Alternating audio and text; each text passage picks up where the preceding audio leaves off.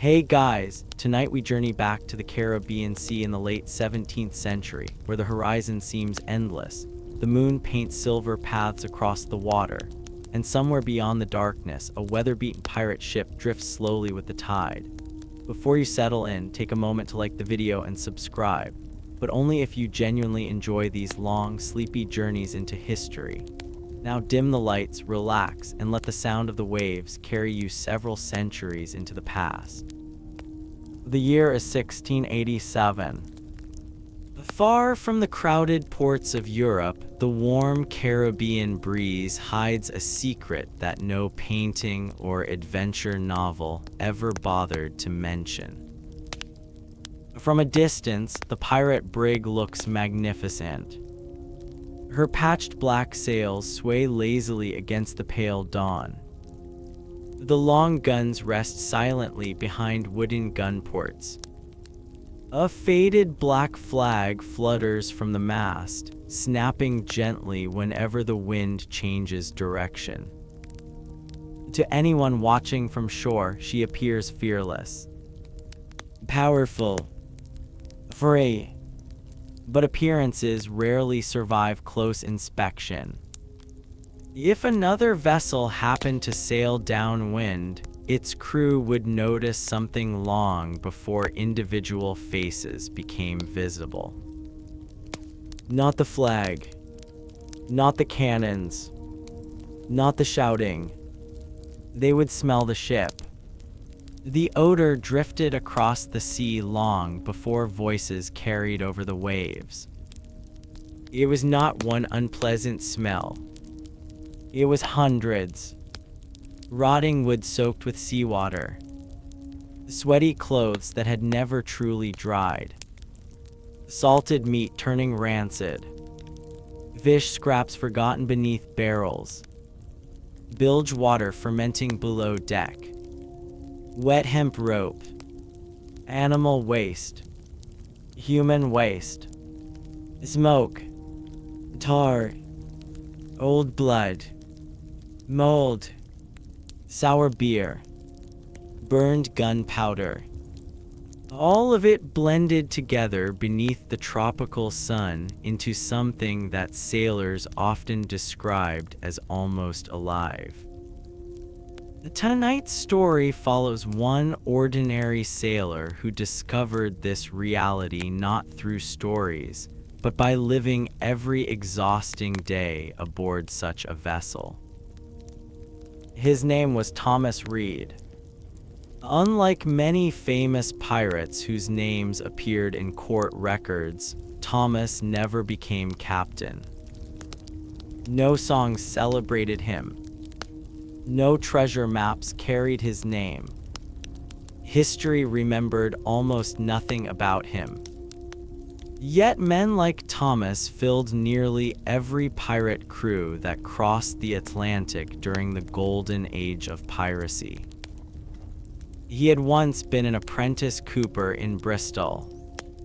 His father shaped barrels. His older brothers worked in the docks. The family expected Thomas to continue making casks for merchants carrying sugar, tobacco, and rum across the empire. Instead, hunger changed everything. A poor harvest, fewer jobs, rising prices. Soon Thomas found himself signing aboard a merchant vessel simply because food came with the contract. Life at sea proved harder than anything he imagined. The captain beat men for minor mistakes. Food spoiled quickly. Water often tasted worse than stagnant ponds. Still, merchant service offered one advantage. It paid something. Sometimes. During one voyage near Jamaica, fortune shifted again. Just before sunrise, another ship appeared over the horizon. At first, nobody worried. Merchant vessels crossed these waters every week. Then someone climbed the rigging and shouted the words every sailor dreaded. Black flag. Chaos erupted. Cannons roared. Splinters exploded from the merchant ship's railings. Smoke covered everything. Within minutes, the captain surrendered. Dead men floated beside broken cargo crates. The pirates boarded quickly. Thomas expected immediate execution. Instead, the pirate quartermaster offered every surviving sailor a choice: join willingly, or remain aboard the damaged merchant vessel with almost no supplies. Many refused. Thomas looked around. The merchant captain lay bleeding beside the wheel. The food stores burned below deck. The nearest friendly port lay hundreds of miles away. His decision lasted less than 10 seconds. He crossed onto the pirate ship. The smell hit him instantly. It felt almost physical, as though invisible hands pushed foul air directly into his lungs. His eyes watered. He instinctively covered his nose. Several pirates laughed. One enormous man missing 3 teeth grinned. "You'll stop noticing after a week." Thomas silently hoped the sailor exaggerated. He did not. The human nose adapts surprisingly well. Within days, the constant odor faded into the background. Not because conditions improved, because his brain surrendered. The pirate ship itself had begun life as a merchant brig almost 20 years earlier.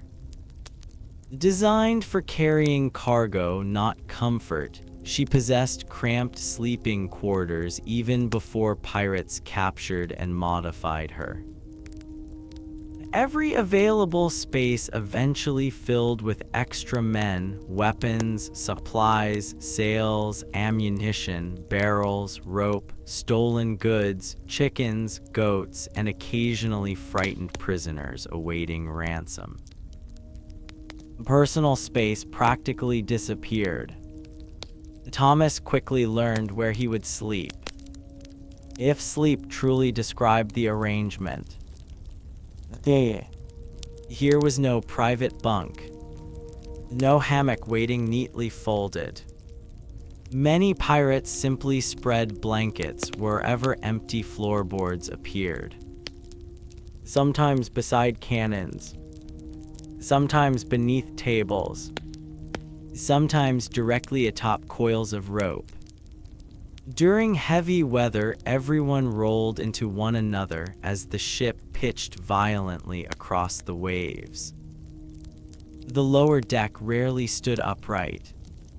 Most men bent continuously to avoid smashing their heads against beams blackened by decades of smoke and grease. Tiny openings admitted little fresh air. Windows barely existed. During storms, everything closed completely. Then dozens of breathing bodies consumed oxygen while sweat condensed upon wooden walls. Moisture dripped steadily from overhead beams like gentle rain. Within hours, clothes became damp. Blankets stayed damp. Wood remained damp. Nothing ever truly dried. Mold loved such conditions. Green patches spread quietly along forgotten corners. Leather belts softened. Boots developed strange odors. Wooden chests grew fuzzy around their edges. Books rarely survived long voyages unless carefully wrapped in waxed cloth. Thomas carried one treasured possession: a small Bible his mother had pressed into his hands before he first sailed. After only 3 weeks aboard the pirate vessel, the pages curled permanently from humidity. Ink blurred. The leather binding cracked. He wrapped it carefully in spare linen, though even that smelled faintly of mildew before long. Morning routines began before sunrise. Not because anyone valued discipline as merchant captains did. Because daylight meant work. Constant work. The ship never stopped demanding attention. Decks required scrubbing. Rigging needed repair. Sails tore. Cannons rusted. Pumps had to remove water accumulating below. Food required preparation. Weapons needed cleaning. Nothing remained clean for very long.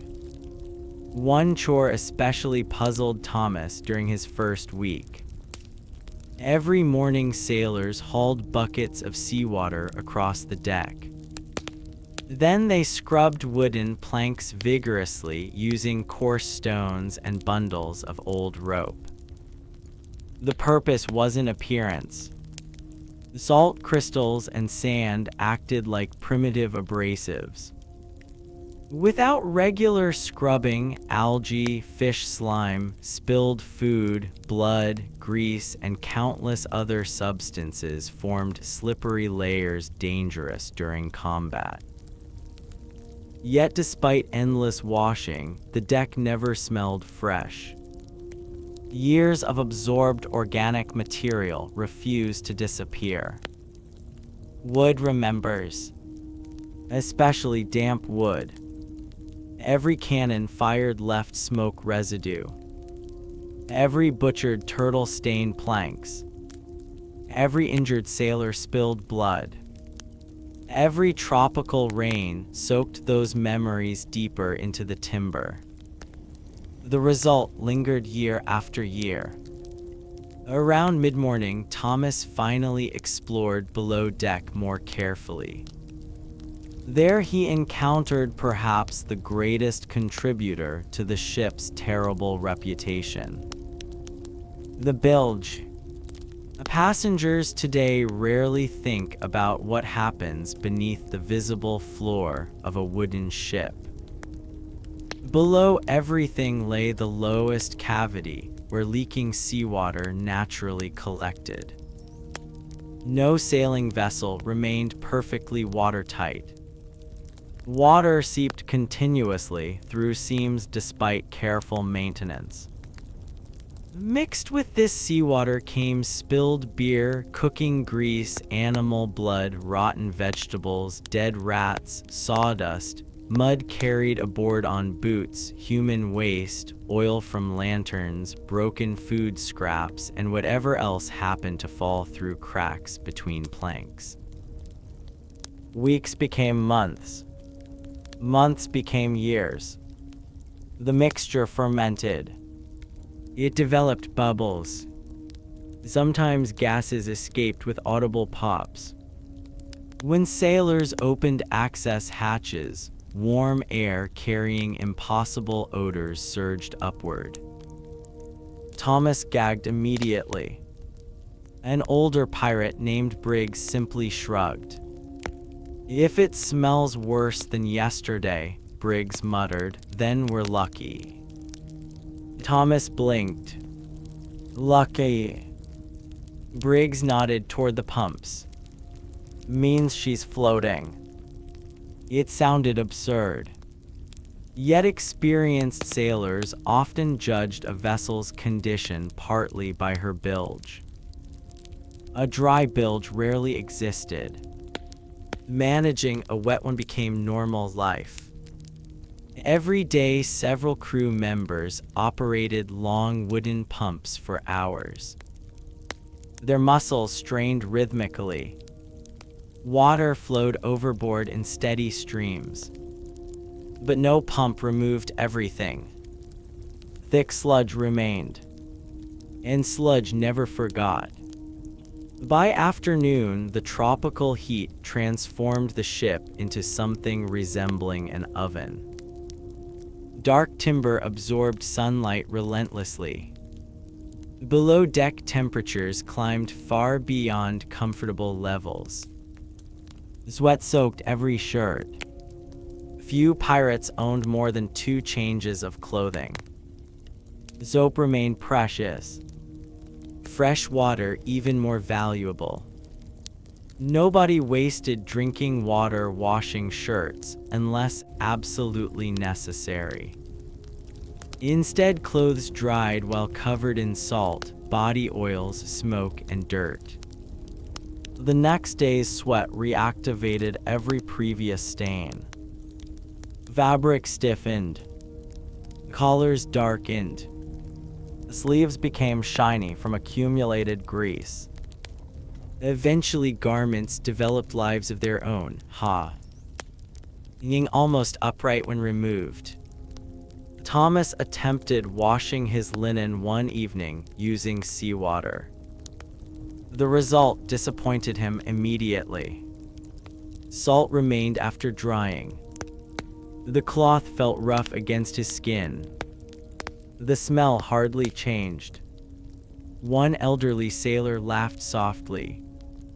"You'll waste less effort once you stop fighting the ocean."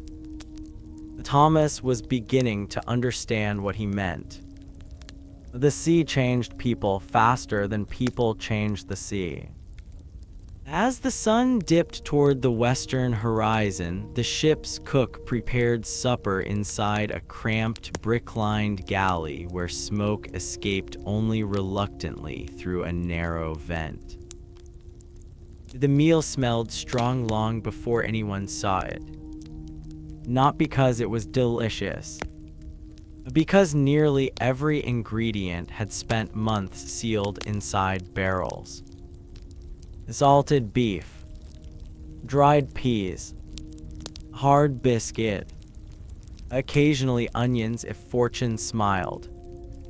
Everything carried its own distinctive odor. Mixed together in thick iron pots, the result filled the lower deck with heavy steam.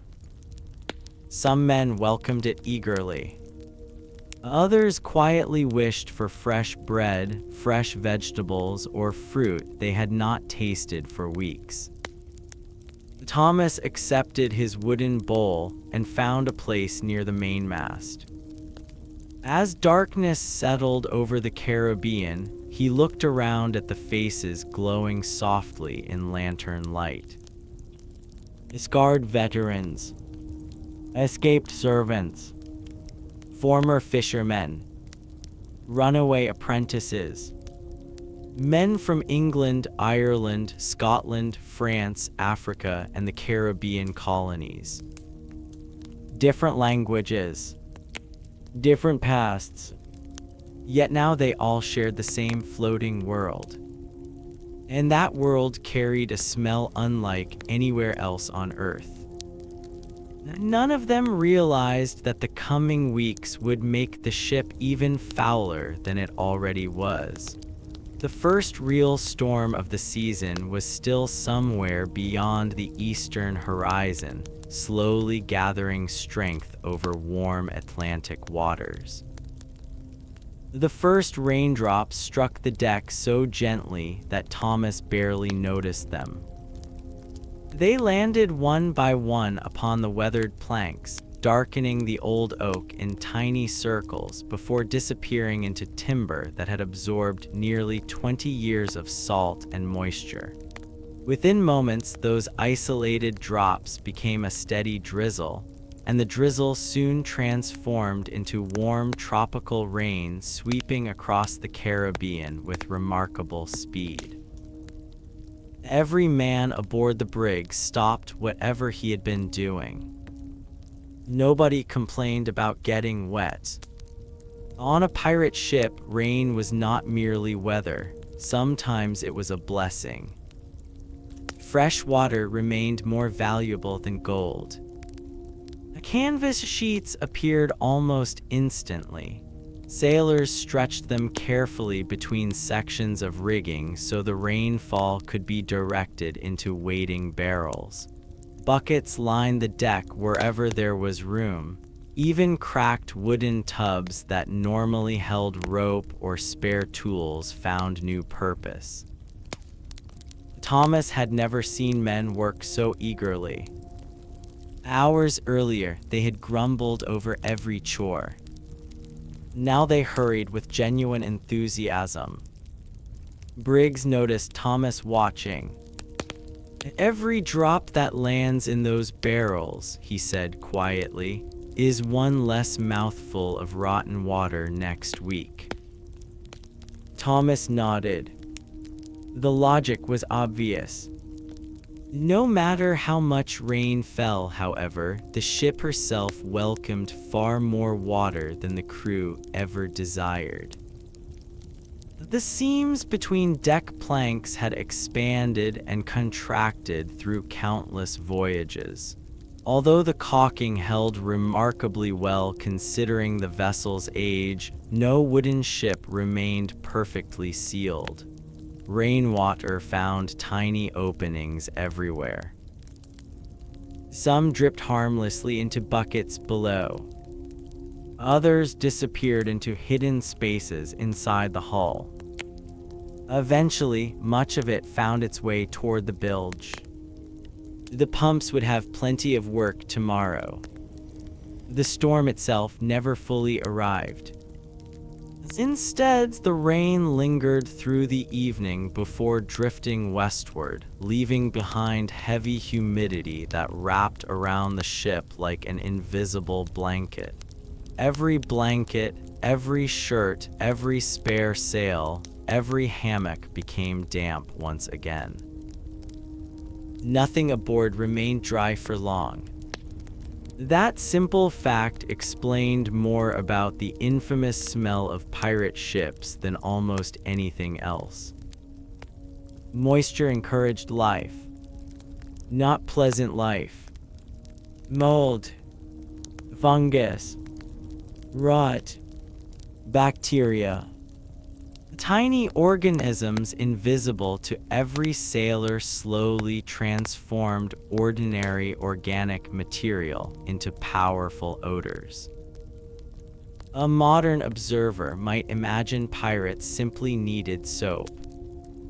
Reality proved considerably more complicated. Soap certainly existed. Hard cakes made from animal fat and wood ash had been common throughout Europe for centuries. Wealthier households even purchased scented varieties imported from France or Spain. The problem was not invention.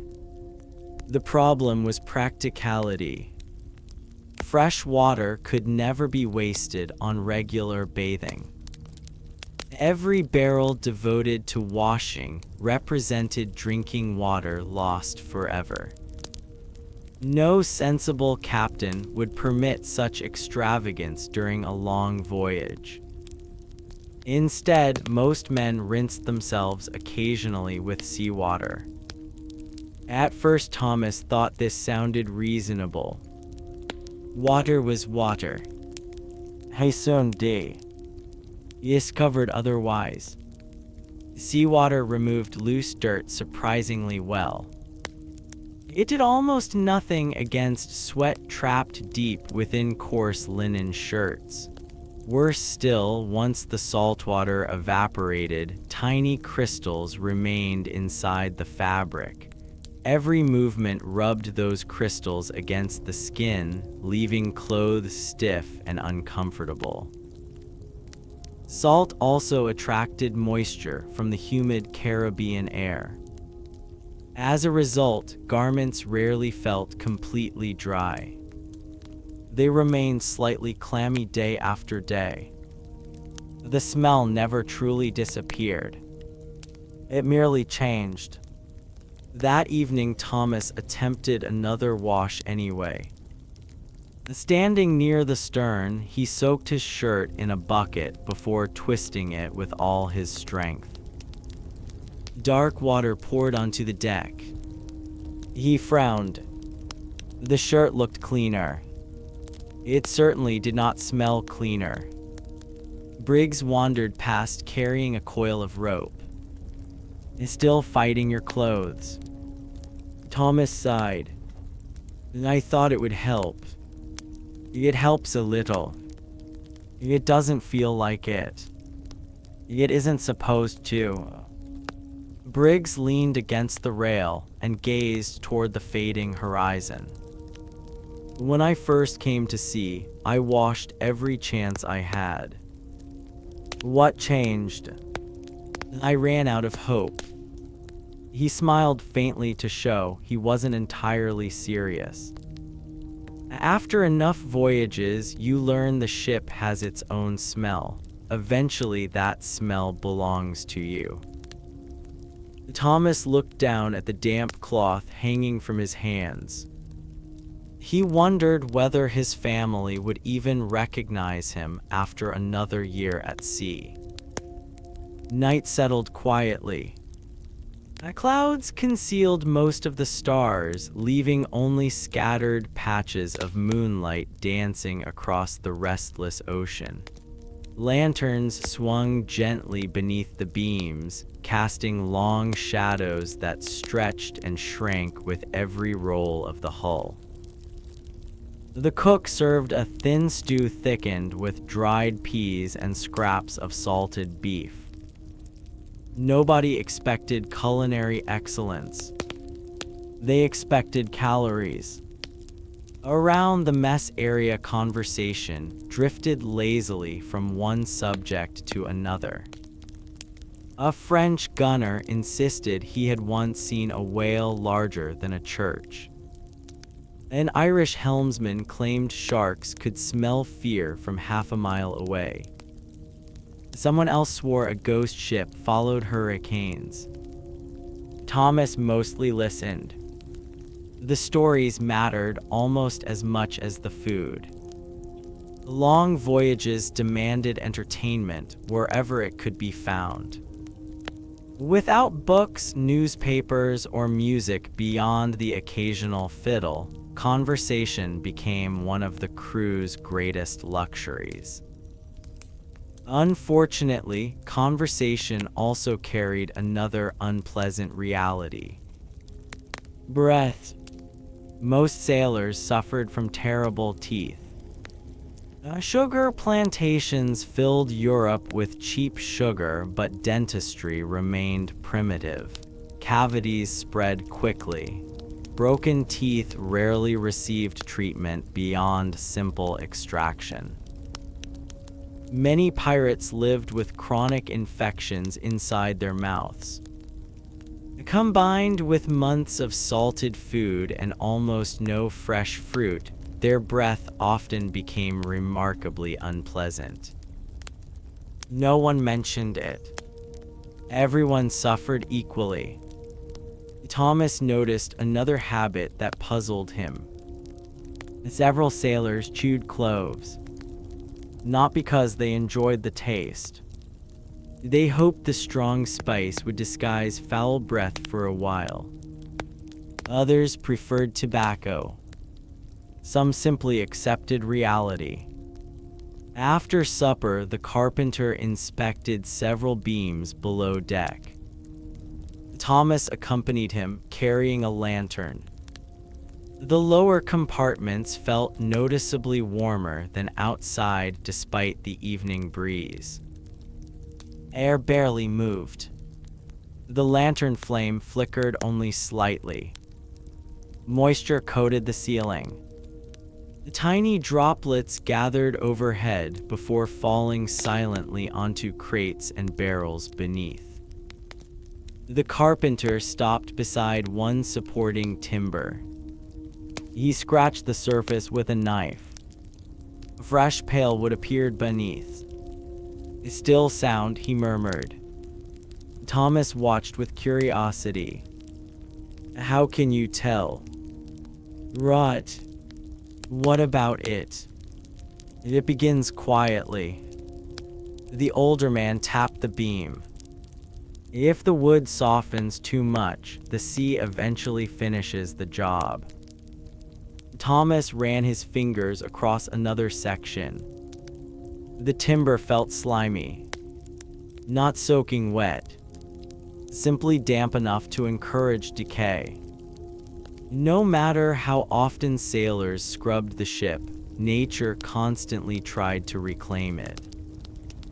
Fungi consumed wood. Barnacles attacked the hull. Shipworms bored invisible tunnels beneath the waterline. Rust spread across every iron fitting. Pirate vessels demanded endless maintenance simply to remain afloat. That maintenance created still more smells. Tar warmed over small fires. Boiled pitch. Fresh-cut timber. Burned hemp. Linseed oil. Hot resin. Every repair added another layer to the ship's strange perfume. As they continued deeper into the hold, Thomas suddenly heard scratching. He froze. The carpenter barely reacted. Rats. There are that many. The older man chuckled. There are always more than you think. Within seconds, one gray rat darted across a barrel before disappearing beneath stacked cargo. Then another.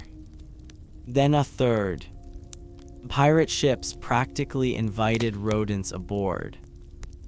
Grain. Biscuits. Dried peas. Everything appealed to hungry rats. Cats occasionally accompanied ships for precisely this reason, but even excellent mousers rarely eliminated every rodent. Rats reproduced faster than sailors could catch them. Their droppings accumulated behind barrels and beneath loose flooring. They gnawed rope, chewed leather, damaged food supplies. Sometimes they died inside hidden spaces where no one could reach them. Those dead animals remained undiscovered until their odor announced the location. Thomas remembered suddenly smelling something unusually awful earlier that afternoon. Perhaps now he understood why. When they climbed back onto the main deck, the rain had stopped completely. Warm mist hovered above the sea. The ship moved through darkness almost silently, except for the rhythmic splash of water against her hull.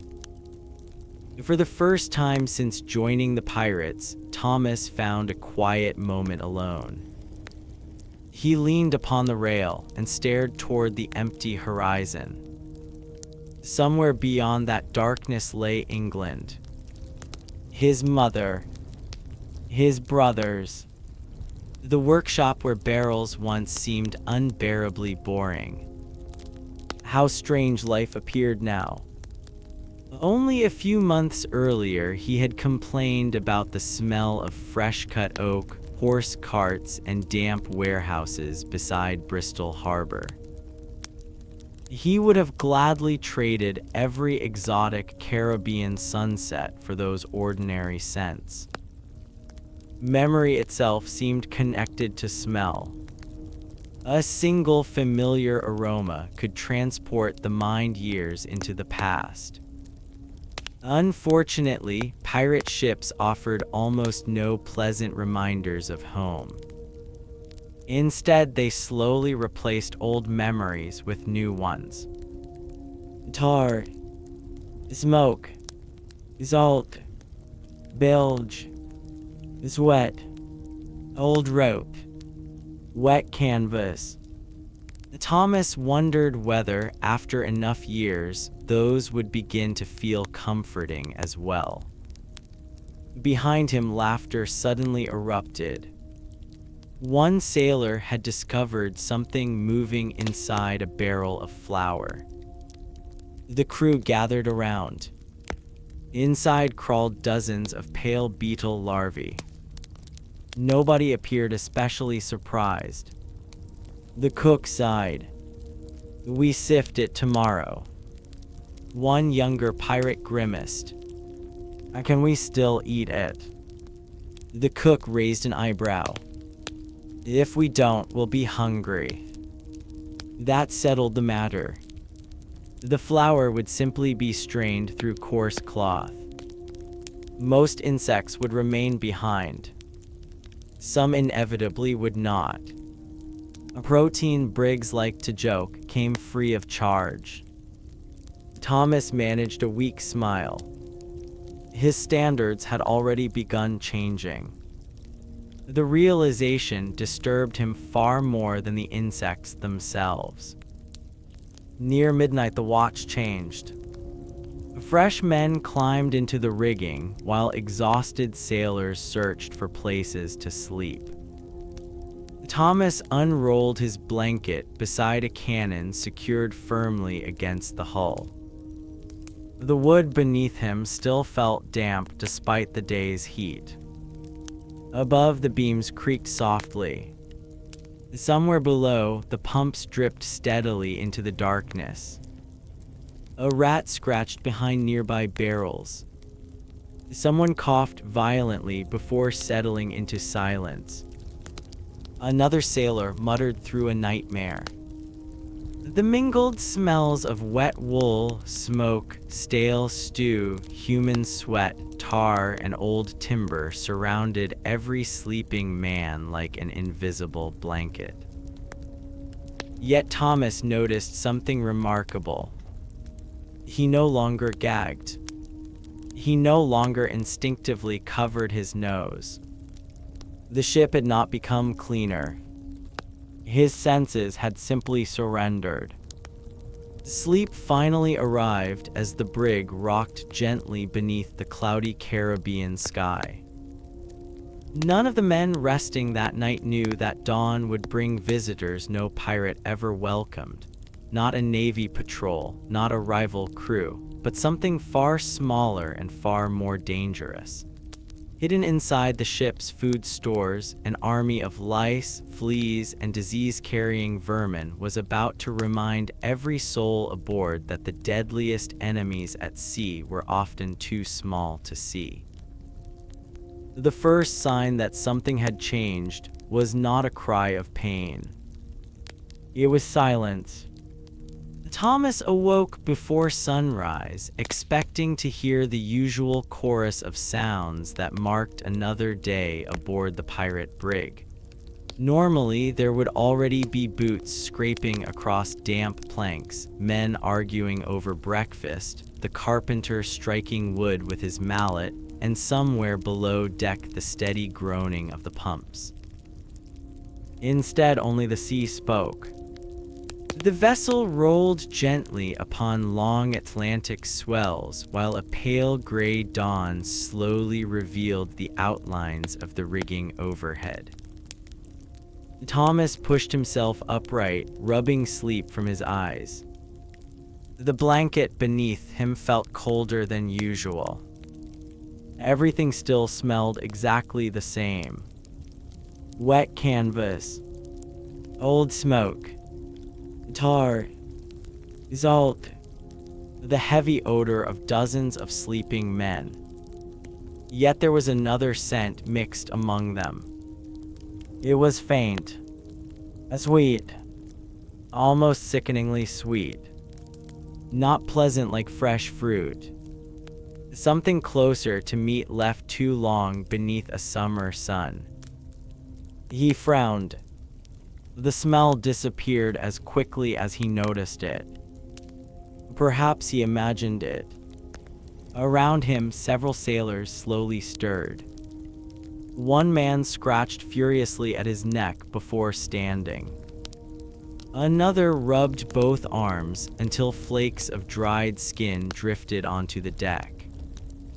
A third yawned and absent-mindedly pulled something from beneath his shirt. He examined it between his fingers before crushing it with his thumbnail. Thomas caught only a brief glimpse. A tiny insect. The sailor flicked the remains away without saying a word. Briggs noticed Thomas watching. First voyage. Thomas nodded. You'll learn not to ask what you find crawling. Only then did Thomas notice the older pirate scratching his own beard. Not casually. Constantly. As though invisible needles pricked his skin every few seconds. Breakfast offered little distraction. The cook poured another serving of pea stew into rough wooden bowls while several men hacked apart hard biscuits using the backs of knives. Conversation remained unusually quiet. One sailor refused food altogether. His face looked pale despite weeks beneath the Caribbean sun. Dark circles surrounded his eyes. You sick? Briggs asked. The sailor shrugged. Didn't sleep. Sea too rough? No. He scratched behind one ear. Something kept biting me. Several others laughed. Something always bites. The ship's barber, who also served as the closest thing the crew possessed to a surgeon, wandered over carrying a small lantern. Without speaking, he lifted the sick sailor's collar. Tiny red marks covered the back of his neck. Dozens of them. The barber sighed. Lice. No one looked surprised. Thomas, however, stared. So everyone gets them. Briggs chuckled softly. Everyone already has them. Thomas instinctively tugged at his own collar. Suddenly his neck began itching. Was it imagination? Or had something truly been crawling there all night? The barber reached into his leather satchel and removed a fine-toothed comb carved from bone. It had clearly seen years of use. He slowly pulled it through the sailor's hair. After only 2 strokes, several tiny gray insects clung between the teeth. Thomas leaned closer despite himself. Each creature measured only a few millimeters long. Hardly noticeable. Yet dozens appeared with every pass. The barber wiped them onto a rag before repeating the process. There, he muttered. That'll help until tomorrow. Until tomorrow, Thomas asked. They'll be back. No medicine existed aboard to eliminate them completely. Even on land, 17th-century Europe struggled constantly against lice. Crowded cities, shared bedding, rare bathing, heavy wool clothing. Pirate ships simply offered perfect conditions. Warm bodies packed closely together every night. Blankets exchanged between sailors. Limited opportunities for washing. The insects spread with astonishing ease. Thomas suddenly remembered hearing someone joke that every pirate carried his own crew. He understood the meaning now. The tiny passengers never demanded a share of treasure. Only blood. After breakfast, the captain ordered every blanket brought onto the upper deck. Sunlight had finally returned. Dozens of wool blankets hung across ropes like strange gray sails.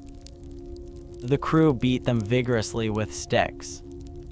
Clouds of dust drifted into the morning air. Thomas watched countless tiny insects tumble onto the planks below. Some died instantly beneath heavy boots. Others disappeared into cracks between the boards. Briggs shrugged. We kill thousands. And there are always thousands more. The truth became obvious once Thomas examined his own blanket. Tiny black specks covered several folds of fabric. Some moved, others did not. The barber advised everyone to leave bedding beneath direct sunlight for several hours.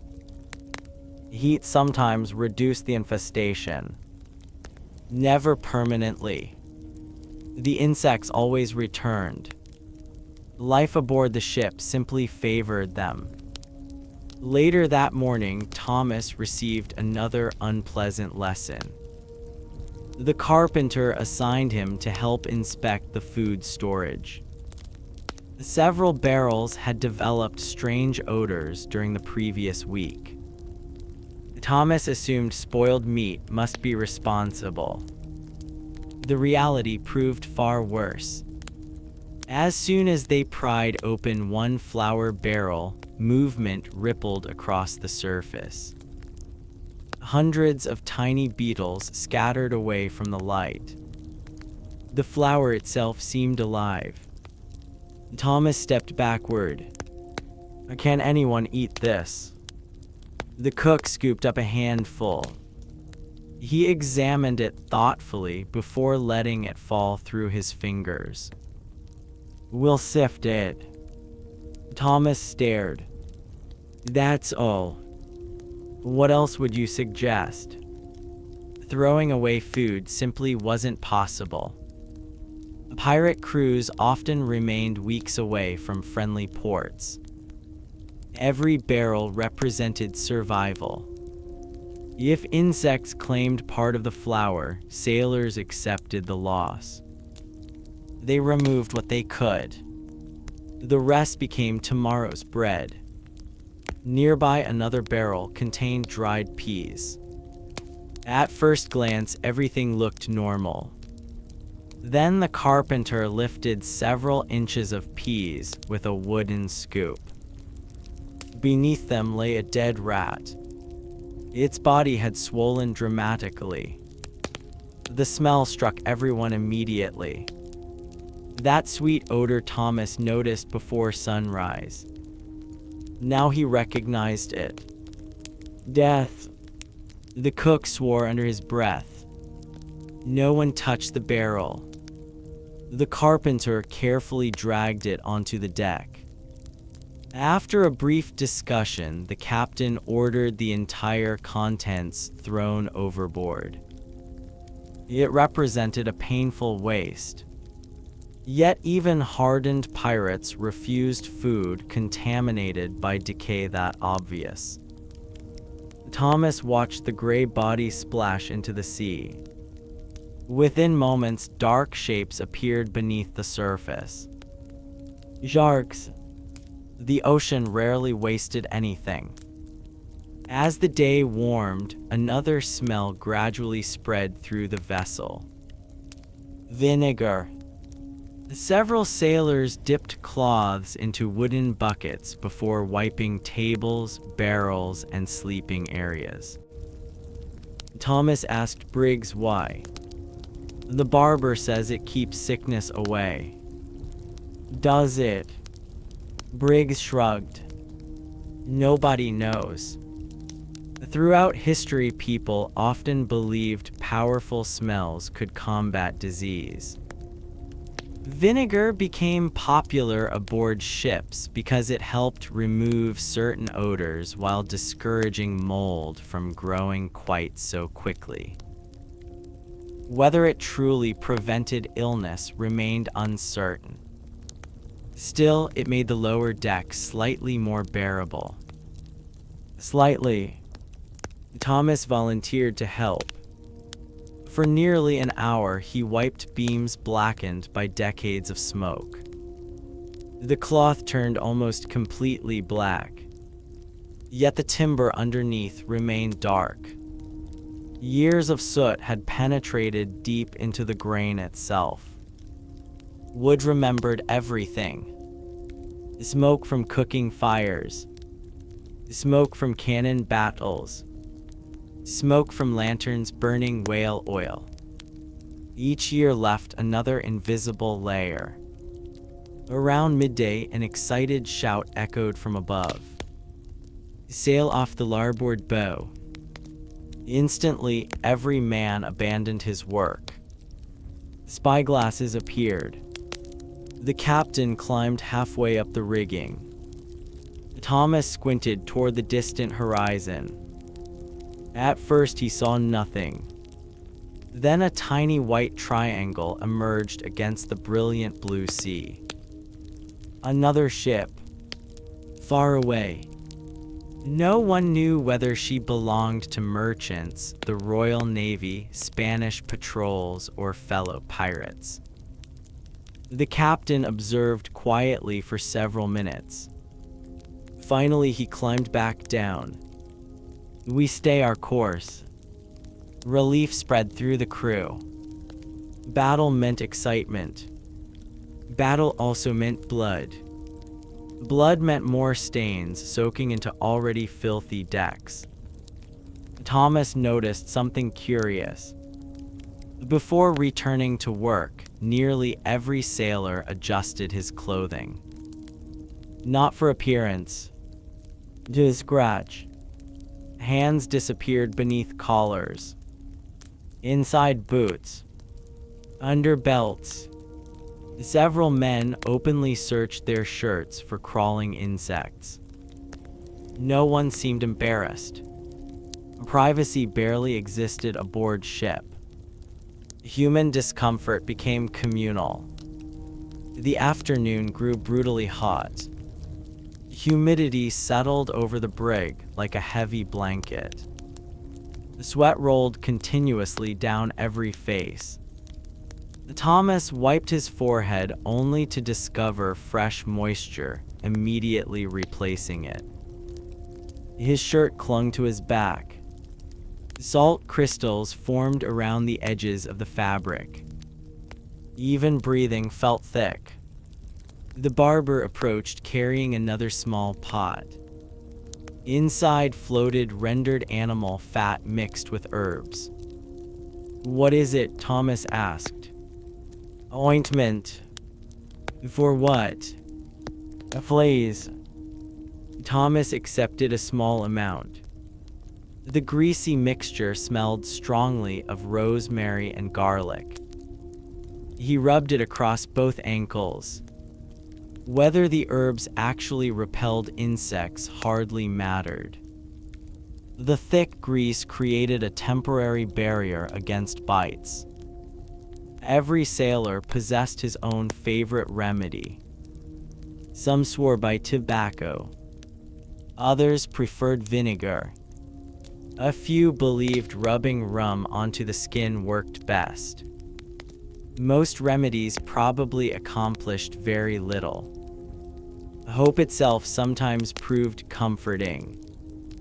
Toward evening, Thomas climbed into the rigging with another sailor named Elias to inspect a damaged section of rope. From high above the deck, the ship looked almost peaceful. Golden sunlight reflected across polished waves. Flying fish skipped through the air. A pair of seabirds circled lazily overhead. The beauty almost erased every unpleasant memory from below. Almost. Then the wind shifted. Air rose through the open hatch leading into the lower deck. Even from 30 feet above the sea, Thomas caught that unmistakable mixture. Bilge water. Sweat. Smoke. Animals. Spoiled food. Wet timber. Dozens of unwashed bodies. He glanced toward Elias. The older sailor smiled knowingly. "Funny, isn't it?" "What?" "You only smell her once you leave her." Thomas laughed quietly. Perhaps that explained why pirates themselves rarely complained. Living inside the odor every hour of every day dulled the senses. Only fresh air reminded them how extraordinary it truly was. As sunset painted the western sky deep orange, Thomas climbed back onto the deck. The cook had begun preparing supper. Smoke drifted slowly upward. Lanterns waited to be lit. The brig sailed steadily westward through calm water. Everything appeared ordinary. Yet beneath the quiet routine, unseen creatures continued multiplying inside blankets, clothing, food barrels, and hidden corners of the hull. The crew believed cannon fire, storms, and naval patrols posed the greatest dangers of pirate life. A few realized that some of the smallest inhabitants aboard the ship were quietly carrying diseases that had ended far more voyages than any enemy fleet ever could. Morning arrived beneath a pale veil of mist that blurred the horizon until sea and sky appeared to melt into one another. The pirate brig drifted through calm water under shortened sail, her timbers groaning softly with every lazy swell. Nothing about the morning suggested danger. There were no enemy warships in sight, no black clouds gathering overhead, and no crashing waves threatening to splinter the hull. Yet the first cry echoed across the deck before breakfast. "Barber!" Every head turned. One of the younger sailors, a Dutchman named Pieter, sat against the mainmast with his left hand pressed tightly beneath his jaw. His face had lost its usual bronze color, replaced by a sickly gray that stood out sharply beneath the morning light. The barber hurried across the deck, carrying his worn leather satchel. "What happened?" "My tooth," Pieter muttered through clenched teeth. "It feels like someone is driving a nail into my face." The barber knelt beside him and gently pulled back his cheek. Several nearby sailors winced immediately. Thomas could see why. The gum surrounding one back tooth had swollen dramatically. Thick yellow fluid seeped slowly from beneath it, carrying an unpleasant odor even before the barber touched the wound. "There it is," Briggs whispered quietly. "What?" The real pirate smile. Thomas looked around. Now that he paid attention, he noticed something he had somehow overlooked. Very few pirates possessed healthy teeth. Some were missing several altogether. Others had blackened stumps where teeth had once stood. Several older sailors barely chewed at all, preferring to soften their biscuits in broth before attempting to eat them. The romantic paintings that would one day decorate tavern walls rarely showed such details. Artists preferred handsome rogues with confident grins. Reality offered swollen gums, broken molars, and mouths that constantly ached. The barber reached into his satchel and removed a small iron instrument. It resembled oversized pliers. Thomas swallowed. "You're pulling it." "If he wants the pain to stop." Pieter closed his eyes. "Do it." No anesthetic existed. No miracle medicine. Two sailors held Pieter's shoulders while another steadied his head. The barber gripped the damaged tooth. For several long seconds, nothing happened. Then came a dull cracking sound. Pieter screamed. The cry carried across the open sea before fading into silence. The barber finally stepped back, holding a blood-stained tooth between his fingers. The root had broken. Part of it remained inside the jaw. He frowned. "That's all I can do." Pieter collapsed against the mast, exhausted and trembling. Someone handed him a mug of rum. He drank without speaking. Thomas stared at the bloody tooth lying upon the deck. So many lose their teeth. Briggs nodded. Years without fresh fruit, hard biscuits, tobacco, sugar. And that's enough. Enough is all the sea ever needs. The extracted tooth disappeared overboard a moment later. The ocean accepted another small piece of its crew. Breakfast resumed quietly. No one spoke much while eating. The cook served the usual mixture of dried peas and salted pork, although pork required considerable imagination. The meat had spent months inside a barrel packed with coarse salt until nearly every trace of moisture had disappeared. Before cooking, it soaked overnight in seawater. Not fresh water. Fresh water remained too precious. The soaking merely removed enough salt to make the meat edible. Sometimes, Thomas bit carefully into one strip. The texture reminded him more of leather than food. Several older pirates used small wooden mallets to pound the meat before boiling it. Otherwise, even strong jaws struggled to tear it apart. The smell drifting from the cooking pot carried an overpowering combination of salt, animal fat, smoke, and old grease. No herbs softened the flavor. No onions remained. The last fresh vegetables had disappeared weeks earlier. Only memory recalled what they tasted like.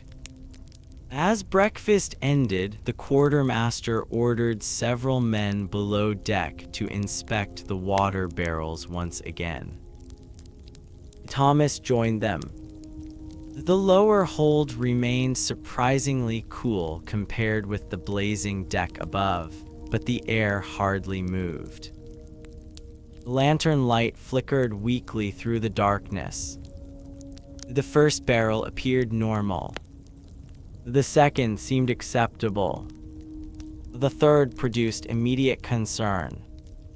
The cooper assigned to inspect it slowly removed the wooden bung. A faint hiss escaped. Then came the smell. Thomas instinctively stepped backward. The water inside had turned cloudy. Thin strands floated just beneath the surface. A green film clung to the interior walls. The cooper dipped one finger into the liquid before smelling it. "Spoiled already?" Thomas asked. "It's been opened too often." Wooden barrels never remained perfectly sealed. Tiny cracks admitted air. Warm temperatures encouraged microorganisms to flourish. Sometimes entire stores of drinking water became useless before reaching the next port. The captain faced difficult choices whenever that happened. Reduce each man's daily ration, search desperately for rain, or find land before thirst claimed the crew. The spoiled barrel received a red chalk mark across its lid. No one would drink from it unless absolute desperation demanded it. As they continued examining supplies, Thomas noticed another peculiar odor drifting through the hold. It smelled faintly sweet, almost floral, completely unlike anything else aboard. He followed it toward a stack of wooden crates. There, wrapped carefully in old sailcloth, rested several small bundles. "What are those?" The cooper smiled. "Tobacco." Thomas blinked. "It smells pleasant." Compared with everything else aboard. The older man laughed softly. "Almost anything smells pleasant." Tobacco represented valuable cargo. Pirates frequently stole it from merchant vessels, not merely to smoke themselves but to sell later in friendly ports. Its dry leaves carried a rich, earthy aroma that briefly overwhelmed the ship's constant background stench. Thomas stood there a moment longer, simply breathing. For a few precious seconds, the brig smelled almost civilized. The illusion vanished the instant they reached the next compartment. Goats. 3 of them. Their pen occupied one corner of the lower deck, besides several cages filled with nervous chickens. The animals supplied occasional milk, eggs, and eventually meat. They also produced manure every single day. One sailor shoveled fresh straw into the pen, while another carried yesterday's filthy bedding toward the rail for disposal. Even with constant cleaning, the odor lingered. Animals had shared space with sailors aboard ships for centuries. Practical necessity outweighed comfort. Fresh livestock remained fresher than salted meat. Simple arithmetic made the decision worthwhile. Outside, the sun climbed steadily higher. By midday, the deck shimmered beneath relentless tropical heat. Tar softened beneath heavy boots. Rope released the distinctive scent of sun-warmed hemp. The black iron cannon barrels became too hot to touch comfortably. Thomas carried several buckets of seawater across the deck while helping scrub away grease left from yesterday's cooking. The saltwater foamed briefly before running through the scuppers into the sea. As he worked, he noticed the deck itself had developed darker patches surrounding the galley. Years of spilled fat had soaked permanently into the timber. No amount of scrubbing removed them. Wood absorbed history. Every meal. Every battle. Every storm. Every injury. Centuries later, archaeologists studying old shipwrecks would still discover traces of these ordinary moments preserved deep inside surviving planks. The afternoon watch passed slowly. Flying fish occasionally burst from the waves before disappearing again. A sea turtle surfaced briefly off the starboard bow. Even the gulls seemed too lazy to cry. Then, without warning, a shout came from the bow. Something floating. The brig altered course slightly. As they approached, Thomas finally recognized the object. A large section of broken mast. Weathered. Barnacle-covered. Still tangled with fragments of torn sailcloth. The remains drifted silently upon the current. Evidence of another ship's misfoe. Artoon. No one knew its name. No one knew when it had sunk. Perhaps weeks earlier. Perhaps months. The Caribbean swallowed countless vessels without leaving survivors to tell the story. Several pirates hooked the wreckage and pulled it alongside. Any usable rope or timber represented valuable material. While examining the broken mast, one sailor suddenly stopped. "What is that?" Wedged beneath twisted rigging, floated a single leather boot. Inside remained the bones of a human foot. Silence settled over the deck. No one spoke for several moments. The sea had preserved little else. Only the boot. Only the bones. The captain quietly removed his hat. "Leave it." The current slowly carried the wreckage away once more. Thomas watched until it disappeared beyond the waves. For the rest of the afternoon, he found himself thinking not about treasure or glory, but about how easily an entire life could vanish into the ocean without leaving even a name behind. As evening approached, the wind strengthened enough to fill the sails once again. The brig leaned gently to one side and resumed her westward course. Lanterns flickered to life one by one. Smoke drifted from the galley chimney. Somewhere below deck, another rat began scratching behind the flour barrels.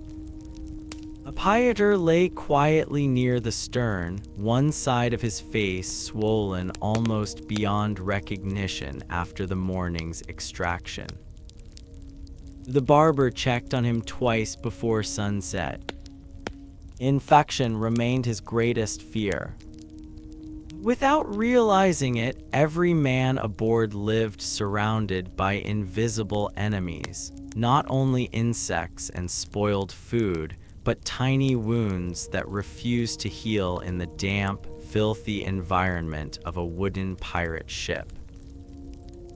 And before another sunrise, Thomas would discover that even the simplest scratch from a rough oak splinter could become the beginning of a battle far more frightening than any cannon duel. Thomas did not notice the splinter when it happened. The afternoon sun hung low above the western horizon, casting long golden streaks across the sea as he helped the carpenter replace a cracked section of railing near the forecastle. The damaged timber had probably split during the previous storm. Years of soaking in saltwater, followed by endless drying beneath tropical sunshine, had made the wood brittle despite its impressive strength. The carpenter handed Thomas a fresh oak plank. "Hold it steady." Thomas pressed the board against the rail while the older man secured it with wooden pegs and an iron hammer. As he shifted his grip, something sharp slid beneath the skin of his right palm. It felt no worse than the prick of a sewing needle. He instinctively pulled his hand away. A tiny drop of blood appeared near the base of his thumb. He rubbed it against his trousers. "There," he said. The carpenter barely glanced up. "You'll collect 100 more before this voyage ends." Thomas believed him. Every surface aboard the brig seemed determined to leave its mark upon the men who served her. Frayed rope burned the skin. Rusty iron scraped exposed knuckles. Rough oak splintered without warning. Even the coarse canvas sails could cut fingers if handled carelessly. No one stopped working over such a small injury. The sea did not allow time for perfect caution. By sunset, Thomas had forgotten the splinter entirely.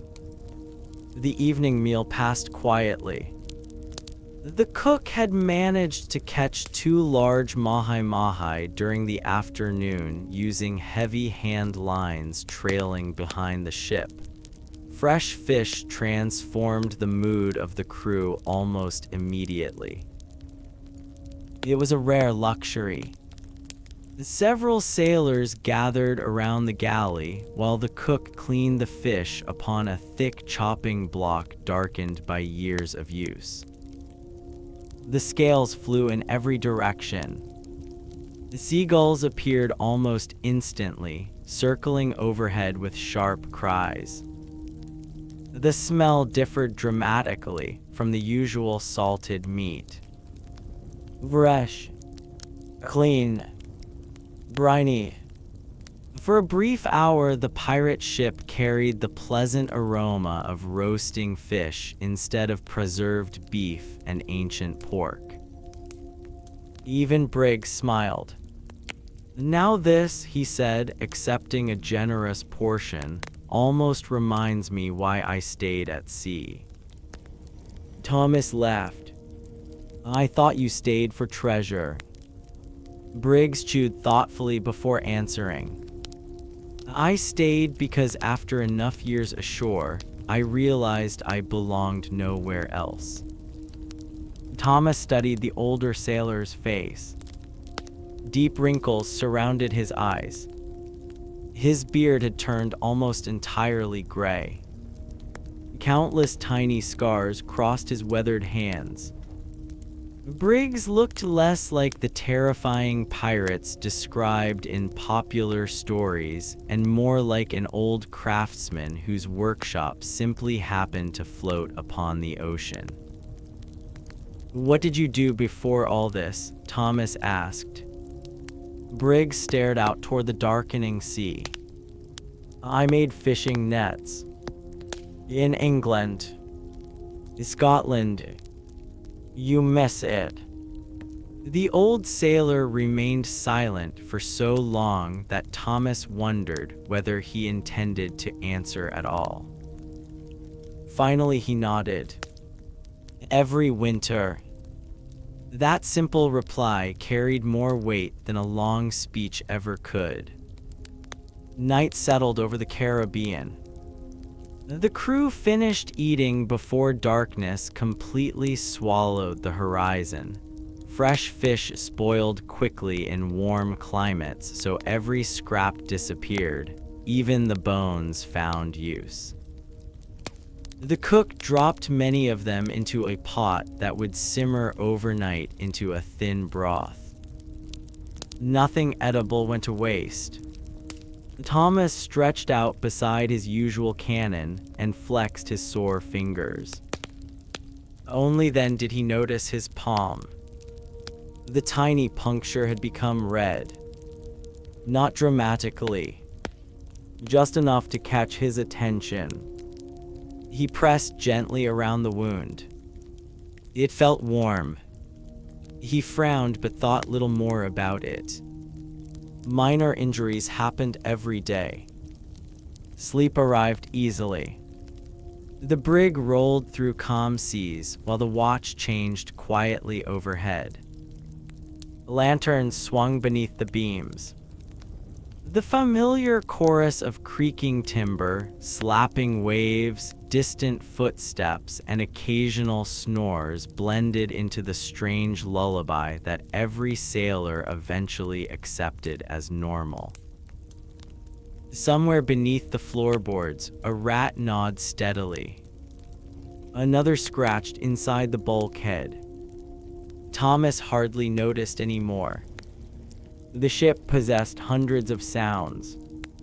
Each one eventually faded into the background.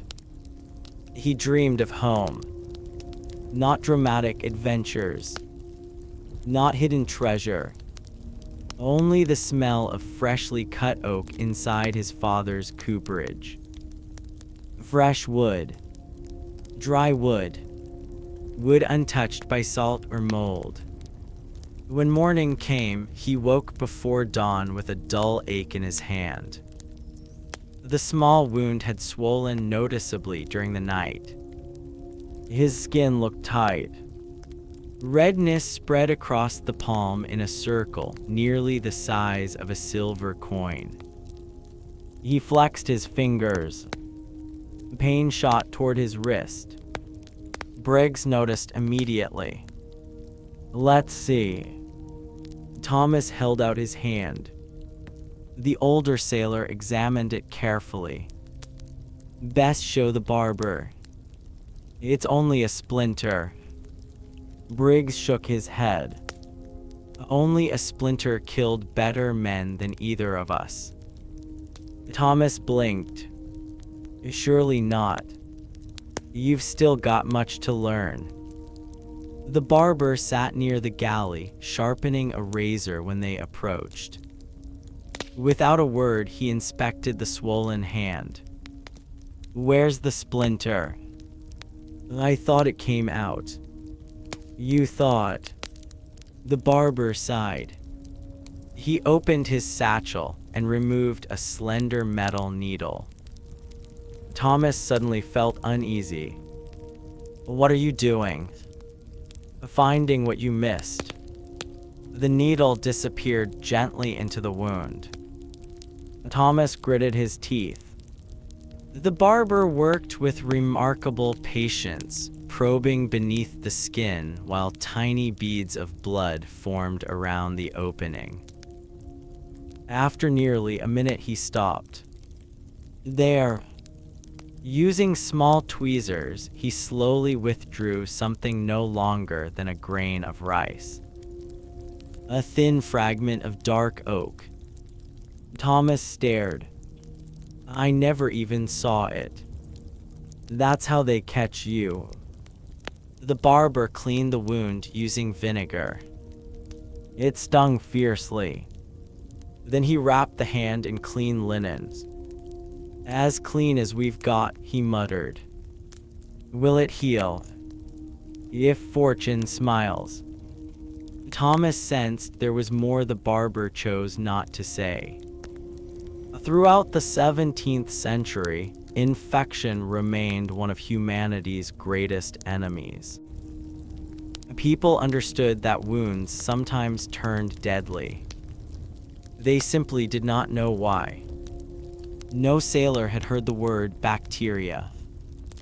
No one understood microscopic organisms entering broken skin. Instead, they blamed bad air, imbalanced humors, or simple bad luck. Yet experience had taught them caution. The barber watched Thomas closely over the next several hours. Fortunately, the swelling failed to worsen. By midday, the redness had already begun fading. You'll keep the hand, Briggs joked. Thomas smiled weakly. I hadn't realized that was ever in doubt. Briggs looked toward the scarred carpenter working near the stern. Ask William. Thomas crossed the deck later that afternoon. He'll helping coil rope. William's left hand ended abruptly at the wrist.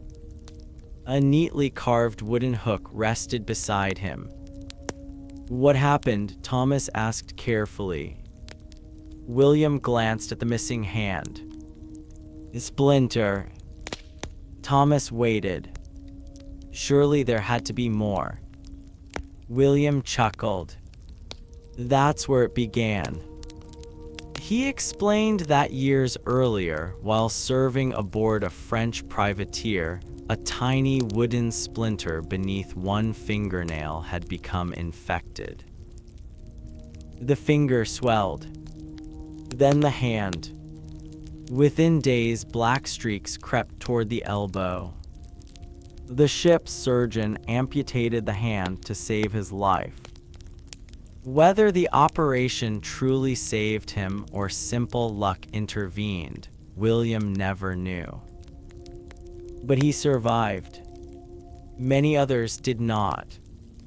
Thomas looked again at the clean bandage wrapped around his own palm. The tiny injury suddenly seemed far more significant. Late in the afternoon, another task occupied the entire crew.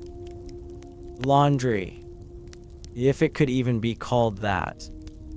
Dozens of shirts, breeches, stockings, and strips of cloth appeared along ropes stretched between the masts. Buckets of seawater sloshed across the deck. Men beat their clothing against smooth planks before rinsing it repeatedly. Soap appeared only in tiny quantities. Most saved it for absolutely necessary occasions. The resulting garments looked slightly cleaner than before. They smelled different. Not fresh, simply less offensive. Salt remained trapped inside every fiber. When the clothes dried beneath the tropical breeze, they became stiff enough to stand almost upright. Thomas pulled on his shirt and laughed. It feels like wearing a board. Briggs grinned. Wait until tomorrow. Why? You'll sweat. And it'll soften. Thomas understood immediately. Nothing stayed clean aboard ship for long. Within hours, fresh perspiration soaked into the cloth. Smoke from the galley drifted through the fabric. Tar from the rigging brushed against sleeves. By tomorrow evening, the shirt would smell almost exactly as it had yesterday.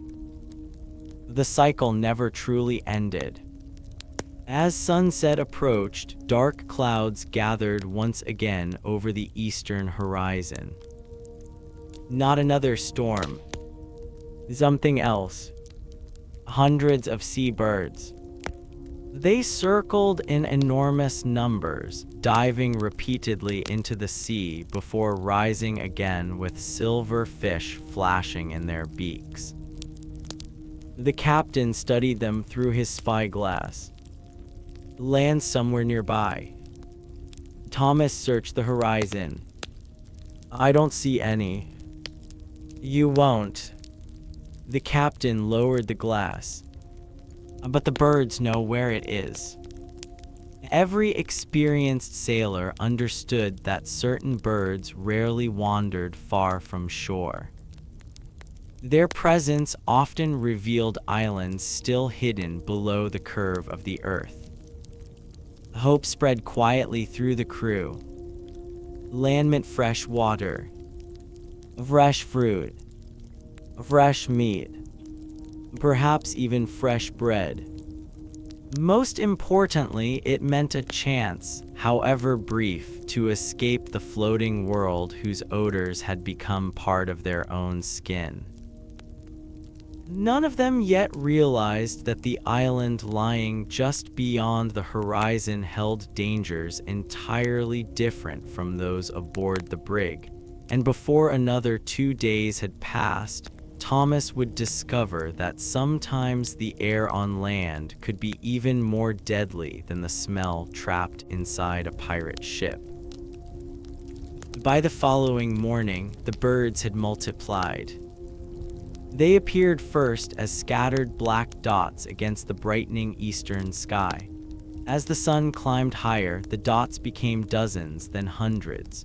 Frigate birds glided effortlessly without flapping their wings, while terns darted across the waves like silver arrows.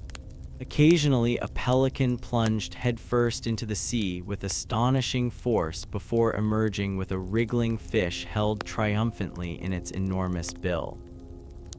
Every experienced sailor smiled. Birds meant opportunity. Not always safety, but opportunity. Thomas climbed halfway up the mainmast with a spyglass borrowed from the quartermaster. The world stretched endlessly in every direction, an immense circle of blue broken only by rolling swells and drifting clouds. At first he saw nothing. Then, far to the southwest, something interrupted the perfect line where sea met sky. It looked less like land than a darker cloud resting upon the horizon. He lowered the glass. I think I see it. The quartermaster nodded. You do. The island remained invisible to the naked eye for another hour. Gradually, its outline sharpened until hills emerged behind a fringe of brilliant green forest. White cliffs reflected the morning sunlight, while long beaches curved around sheltered coves filled with impossibly clear water. After weeks surrounded by nothing except timber, canvas, and saltwater, the sight almost felt unreal.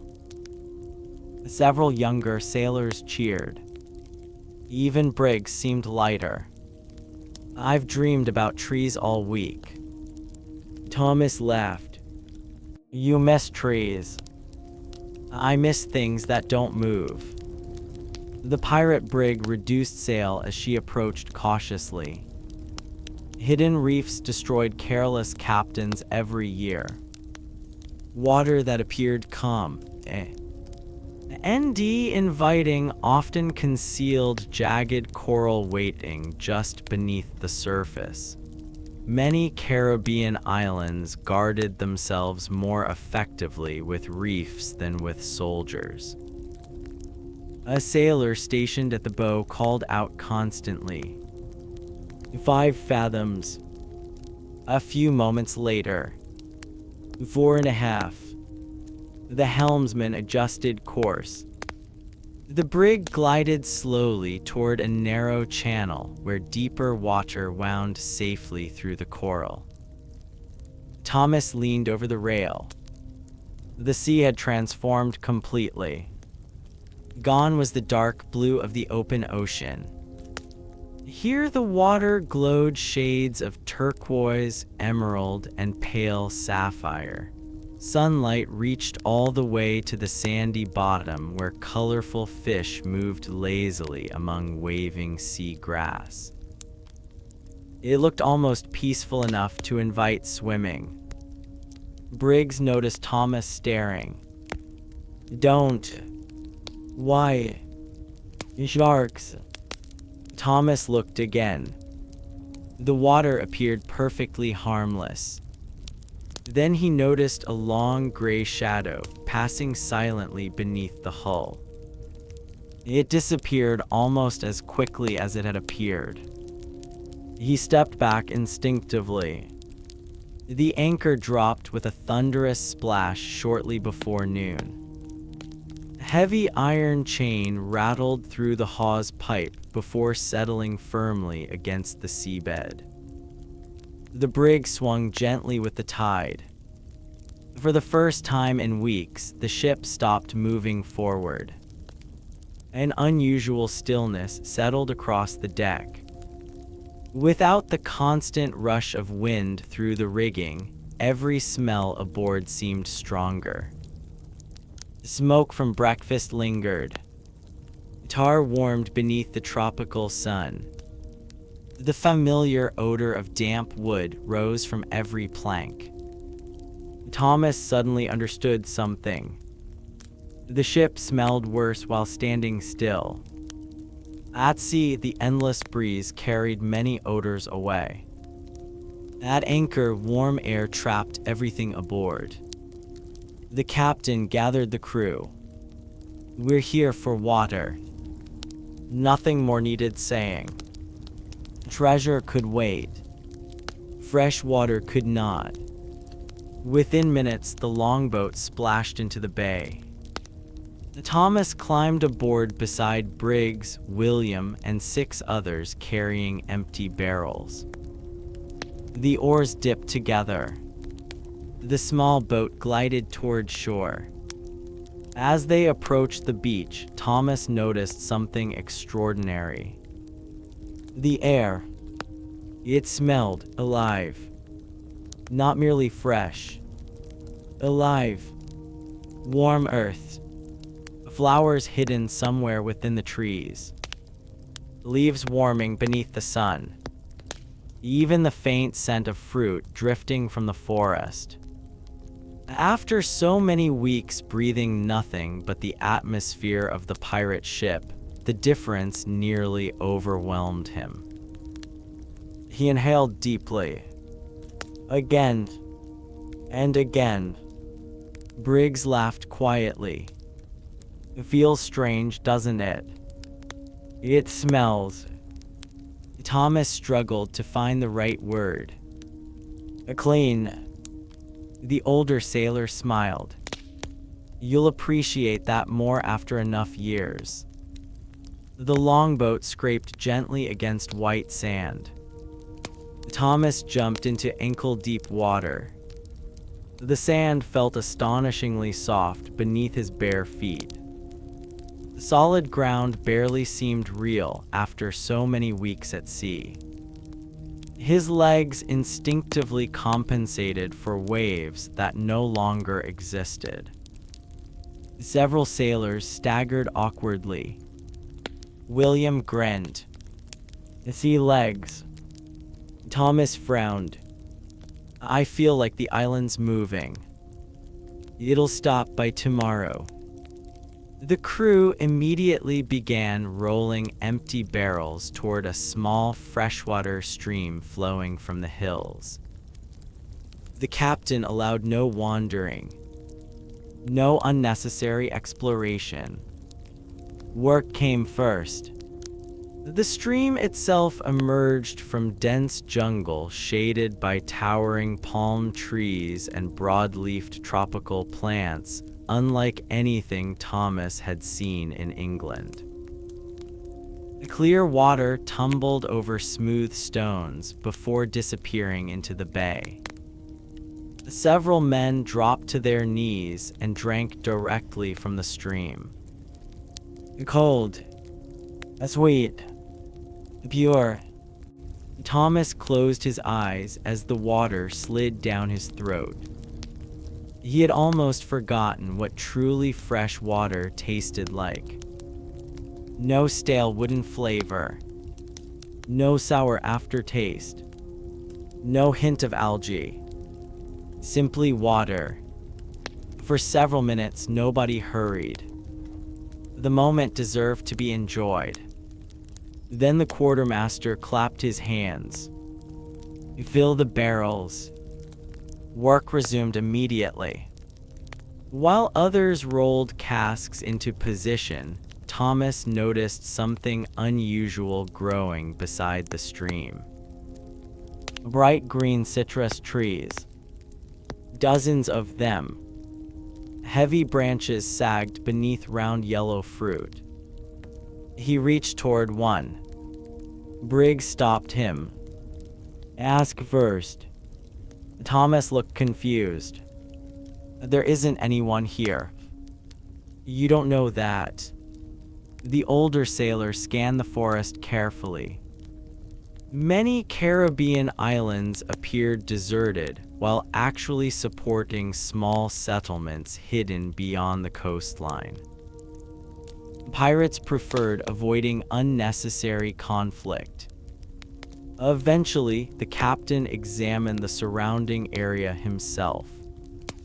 Finding no signs of recent human activity, he nodded. "Take what you can carry." Within moments, sailors spread through the grove. Thomas twisted one yellow fruit free from its branch. Its skin released a powerful fragrance the instant he touched it. Sharp, bright, wonderfully fresh. He peeled it clumsily. Juice ran down his fingers. The first bite nearly stunned him. The explosion of sour sweetness felt almost shocking after months of dried food. Around him, other sailors laughed like children. Some ate greedily. Others stuffed pockets with additional fruit. Briggs consumed 3 before speaking. Best medicine aboard. Thomas remembered Pieter's swollen gums. Medicine. For scurvy. The older sailor shrugged. We don't know why. Indeed, no one in the 17th century understood vitamin C. Sailors merely recognized a pattern. A fresh citrus somehow prevented the terrible disease that caused bleeding gums, loose teeth, weakness, and eventually death during long voyages. Many captains ignored the evidence. Others embraced it whenever possible. Pirates, practical by nature, cared less about explanations than results. If lemons kept men alive, they collected lemons. Simple. The peaceful afternoon soon became busier. Barrels filled steadily beneath the stream. Bundles of fruit accumulated beside the boats.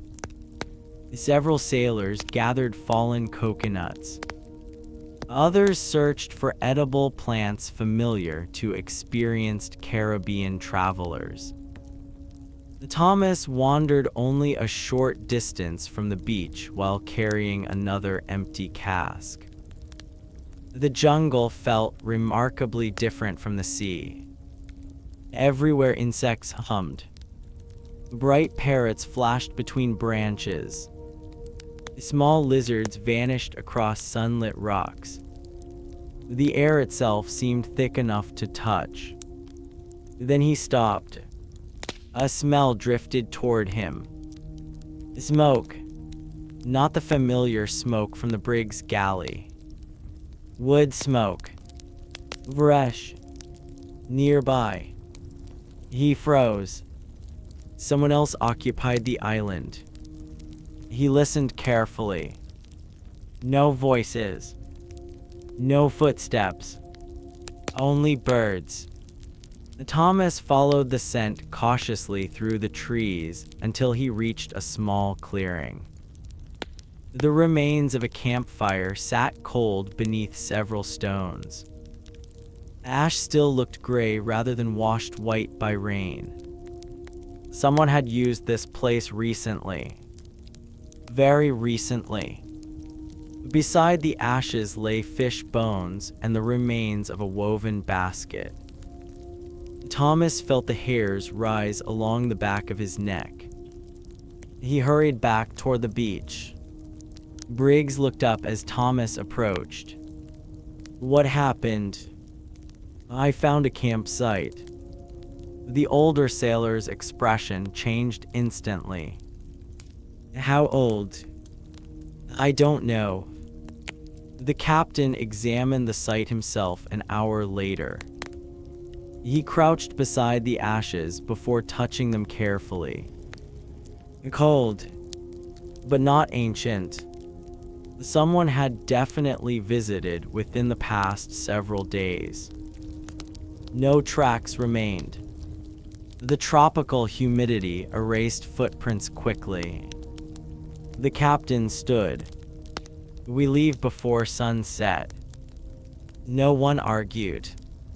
Fresh water had been collected. Fruit loaded. There was no reason to risk meeting whoever had recently shared the island. As the longboats returned toward the pirate brig, Thomas looked back one final time. The beach appeared as peaceful as ever. Palm trees swayed gently. Birds circled overhead. Sunlight sparkled across crystal clear water. Nothing moved beneath the forest canopy. Yet he could not shake the feeling that unseen eyes had watched the crew throughout the afternoon from somewhere among those silent green hills. The island gradually shrank behind them as the anchor came up and the brig caught the evening breeze once more. Fresh citrus scented the deck for the first time in weeks, briefly overpowering the familiar odors of tar, bilge water, and unwashed clothing. For one glorious evening, the pirate ship smelled almost pleasant. No one aboard suspected how quickly that welcome fragrance would disappear, or that hidden among the freshly gathered fruit and water barrels, several tiny stowaways had already begun a journey that would soon turn the ship's already miserable atmosphere into something far worse than before. The first barrel was opened just after sunrise. The cook stood beside the galley sharpening his largest knife while two sailors rolled one of the freshly filled casks across the deck. Everyone expected cold, sweet water straight from the island stream. Instead, the cook frowned. "What is that?" Thomas stepped closer. The water looked perfectly clear. Then something wriggled near the surface. Another followed. A tiny white larvae, no longer than grains of rice, twisted lazily beneath the morning light. The cook sighed. "Empty it." No one argued. The entire barrel was tipped over the side, sending several gallons of precious freshwater spilling into the sea. Thomas looked horrified. "We spent half the day filling that. And we'd spend a week regretting drinking it," the cook replied. The quartermaster inspected the remaining barrels one by one. Fortunately, most had survived the journey without contamination. Only two showed signs of insects.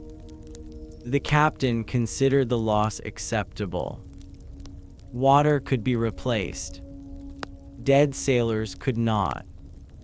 Still, the discovery reminded everyone how quickly nature reclaimed anything stored aboard a wooden ship. Nothing remained untouched for long. The morning breeze strengthened as the brig continued westward, carrying the scent of fresh lemons through the rigging. For the first time since Thomas had joined the crew, the ship smelled almost cheerful. Men laughed more easily. Several sailors sliced lemons into their drinking cups. Others simply bit directly into the fruit, their faces twisting from the sourness before breaking into broad smiles. Even Pieter, whose swollen jaw had finally begun to heal, managed to eat small pieces despite the pain. "You'd think they were eating cake," Thomas remarked. Briggs chuckled. "Give it 3 days. Why, they'll all be gone." He was right. Fresh fruit disappeared astonishingly fast aboard ship. No one believed in saving tomorrow's lemon when today's hunger could be satisfied. The captain encouraged it. Better to eat the fruit while it remained fresh than watch it rot inside storage baskets. By midday, the deck had returned to its ordinary routine. Ropes required inspection. Sails needed patching. The carpenter repaired another cracked hatch cover. Thomas found himself assigned to help the sailmaker. The enormous canvas mainsail had developed several small tears during recent storms. Repairing them required patience more than strength. The sailmaker threaded thick waxed linen through a curved needle nearly 6 inches long. Thomas stared at it. That could stitch a horse. The old sailmaker smiled. Canvas is tougher than horse is. Together, they spread the damaged sail across nearly half the deck. The fabric smelled unlike anything else aboard. Sun, salt, wind. Unlike clothing, sails rarely absorbed human sweat. Instead, they carried the scent of the sea itself.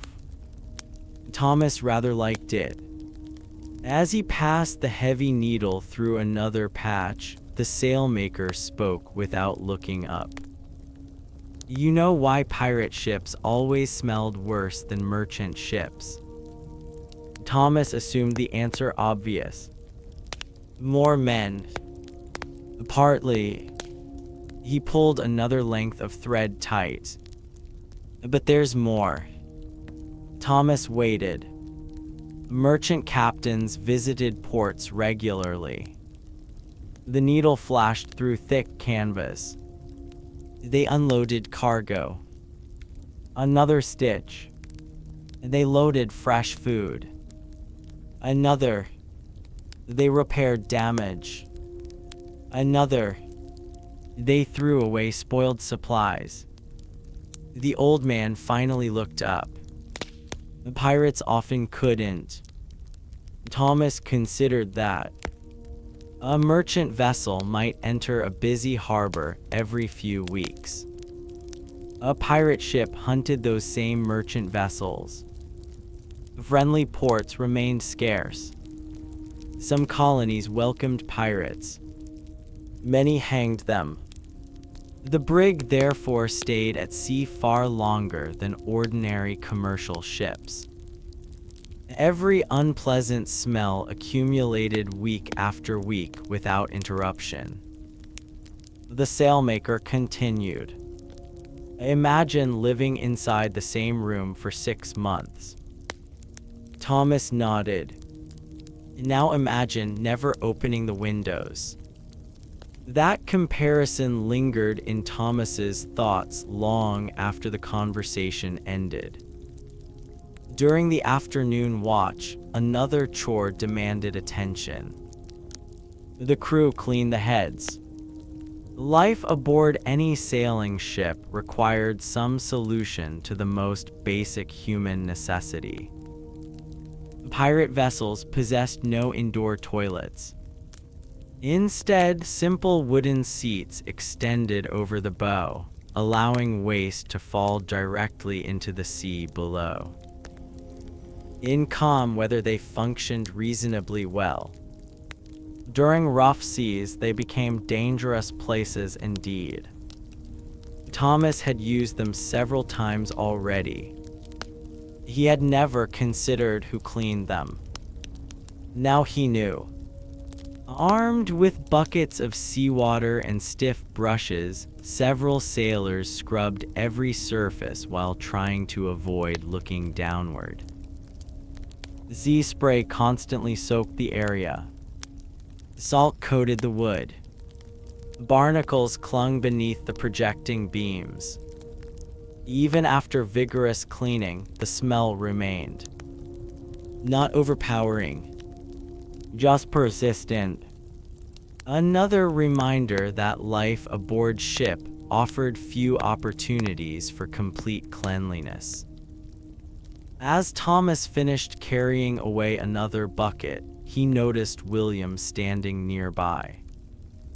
The older sailor rested his wooden hook against the railing while watching dolphins race alongside the bow. They always come when the weather's fair, William said. Thomas smiled. They're beautiful. They are. William remained silent for a while. Then he added quietly, never mistake beauty for kindness. Thomas looked puzzled. William pointed toward the dolphins. They'll play beside a ship carrying dying men just as happily as they play beside healthy ones. The observation seemed oddly melancholy, yet perfectly true. Nature showed little interest in human fortunes. The sea treated kings, merchants, fishermen, and pirates with remarkable equality. Late that afternoon, the cook announced fresh bread. The word spread across the ship faster than news of buried treasure. Thomas hurried toward the galley. Fresh bread. Surely impossible. The cook laughed at everyone's expressions. It isn't fresh. He held up several round loaves. They're only less stale. Using a small quantity of recently collected water and flour carefully sifted free of insects, he had baked simple ship's bread inside the tiny brick oven. The result bore little resemblance to the soft loaves sold in English villages. The crust resembled armor. The inside remained dense and heavy. Even so, the smell drifting from the oven transformed the atmosphere aboard. Warm bread. The scent reached every corner of the vessel. For several wonderful minutes, it overwhelmed the odors of bilge water, smoke, damp wool, and tar. Thomas accepted his peace with genuine excitement. It was still warm. Steam escaped as he broke it apart. He closed his eyes after the first bite. Nothing aboard had tasted so comforting since leaving England. Briggs watched him with amusement. Funny thing about bread. What? You never appreciate it until it's gone. By sunset, only crumbs remained. The brief miracle had ended.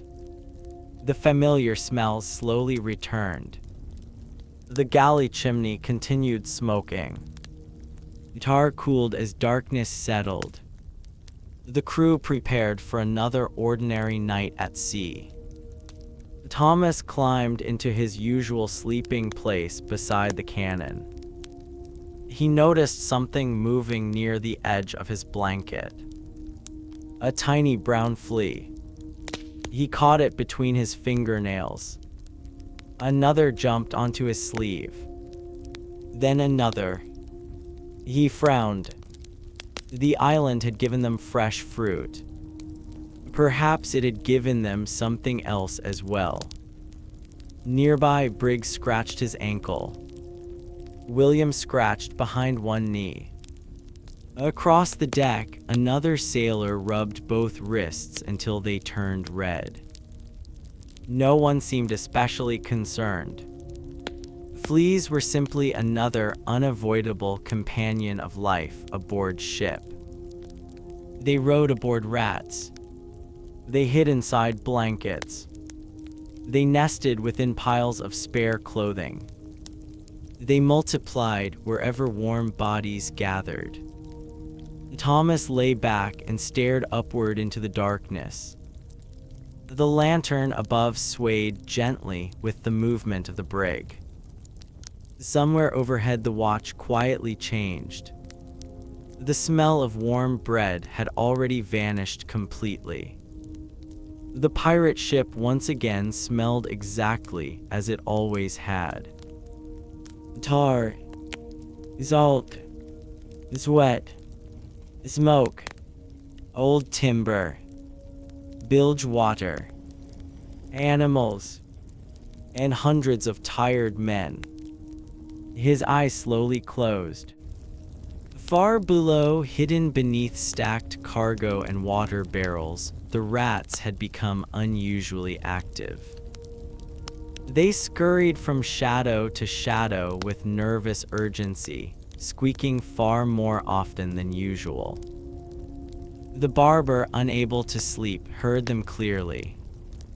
He listened for several long moments before quietly muttering to himself, "That's not a good sign." He had sailed long enough to know that when the rats suddenly became restless for no obvious reason, something aboard the ship was changing. By the time the rest of the crew understood what it was, several men would already be running high fevers, and the miserable smell of the pirate brig would become associated with something far more terrifying than simple filth. The barber was awake long before anyone else. Years at sea had trained him to notice small changes that most men ignored. A different sound in the rigging, an unfamiliar stain on a sail, a sailor who coughed once too often, a rat that suddenly abandoned its usual hiding place. He sat quietly beneath a swinging lantern, listening. The scratching continued beneath the floorboards. Not one rat. Many. They seemed agitated. Running. Stopping. Running again. The barber frowned but said nothing. Experience had taught him another lesson. Ships always made strange noises. Sometimes they meant danger. Sometimes they meant nothing at all. Only daylight would reveal the difference. When the first pale glow appeared in the east, the cook emerged from the galley carrying a bundle of firewood beneath one arm. He paused. One rat lay dead beside the bread oven. No visible wound. No blood. Its body looked perfectly ordinary, except for the unnatu. Raw stillness. The cook nudged it gently with his boot. It rolled onto its side. Another dead rat lay only a few feet away. The barber approached slowly. Without touching either animal, he studied them carefully. Strange. What killed them? The cook asked. The barber shook his head. I don't know. Briggs wandered over carrying an empty bucket. He shrugged after a quick glance. Perhaps they ate bad grain.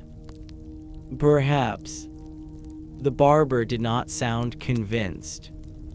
The bodies were thrown overboard before breakfast. Nobody thought much more about them. After all, rats died aboard ships every week. Some drowned. Some became trapped beneath cargo. Others fell victim to the ship's cats whenever one happened to be aboard. Life for a rat was neither long nor comfortable. Yet by mid-morning, 3 more appeared. One floated in the bilge. Another lay beneath a stack of rope.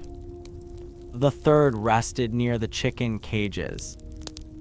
Thomas noticed the growing pile while helping the carpenter replace a damaged hatch hinge. Have you ever seen so many? The carpenter scratched thoughtfully at his beard. Not in one day. Neither man paid it much attention.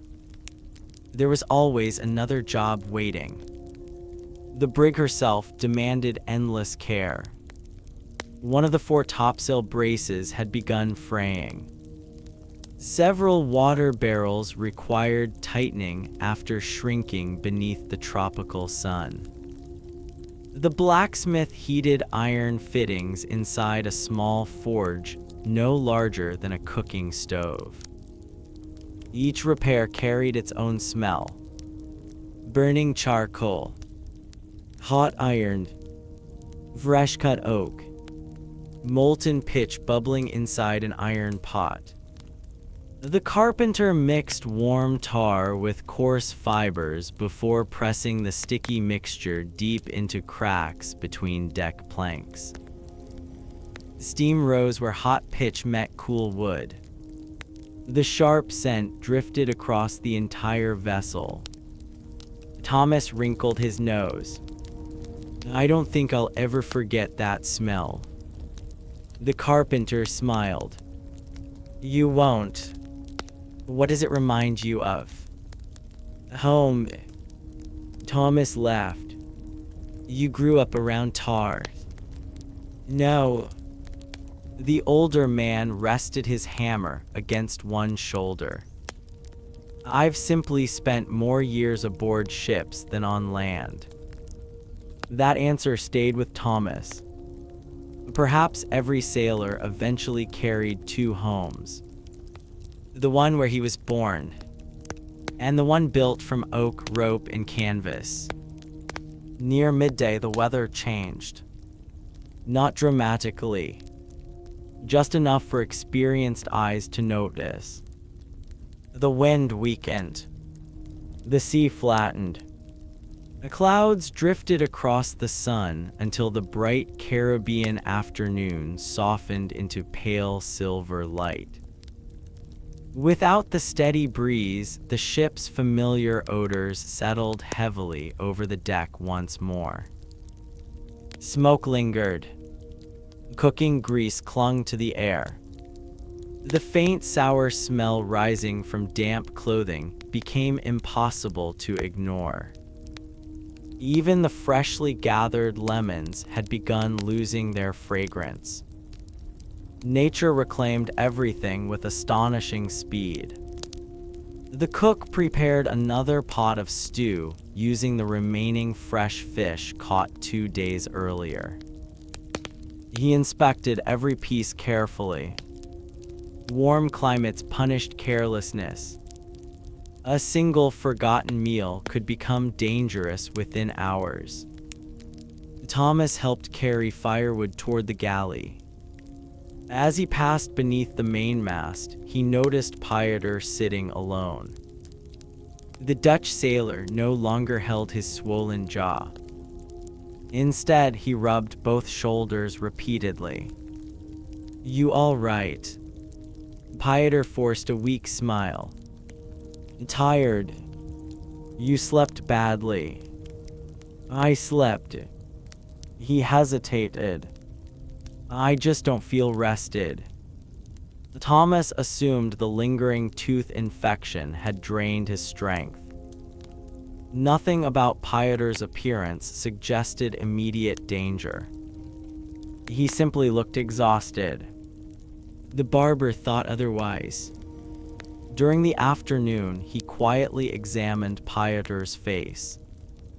He placed a rough hand against the sailor's forehead. "You feel warm." "I've been standing in the sun." The barber nodded. "Perhaps." He offered no medicine. There was little he could offer. A few dried herbs. Some vinegar. Rum for pain. Beyond that, healing belonged largely to fortune.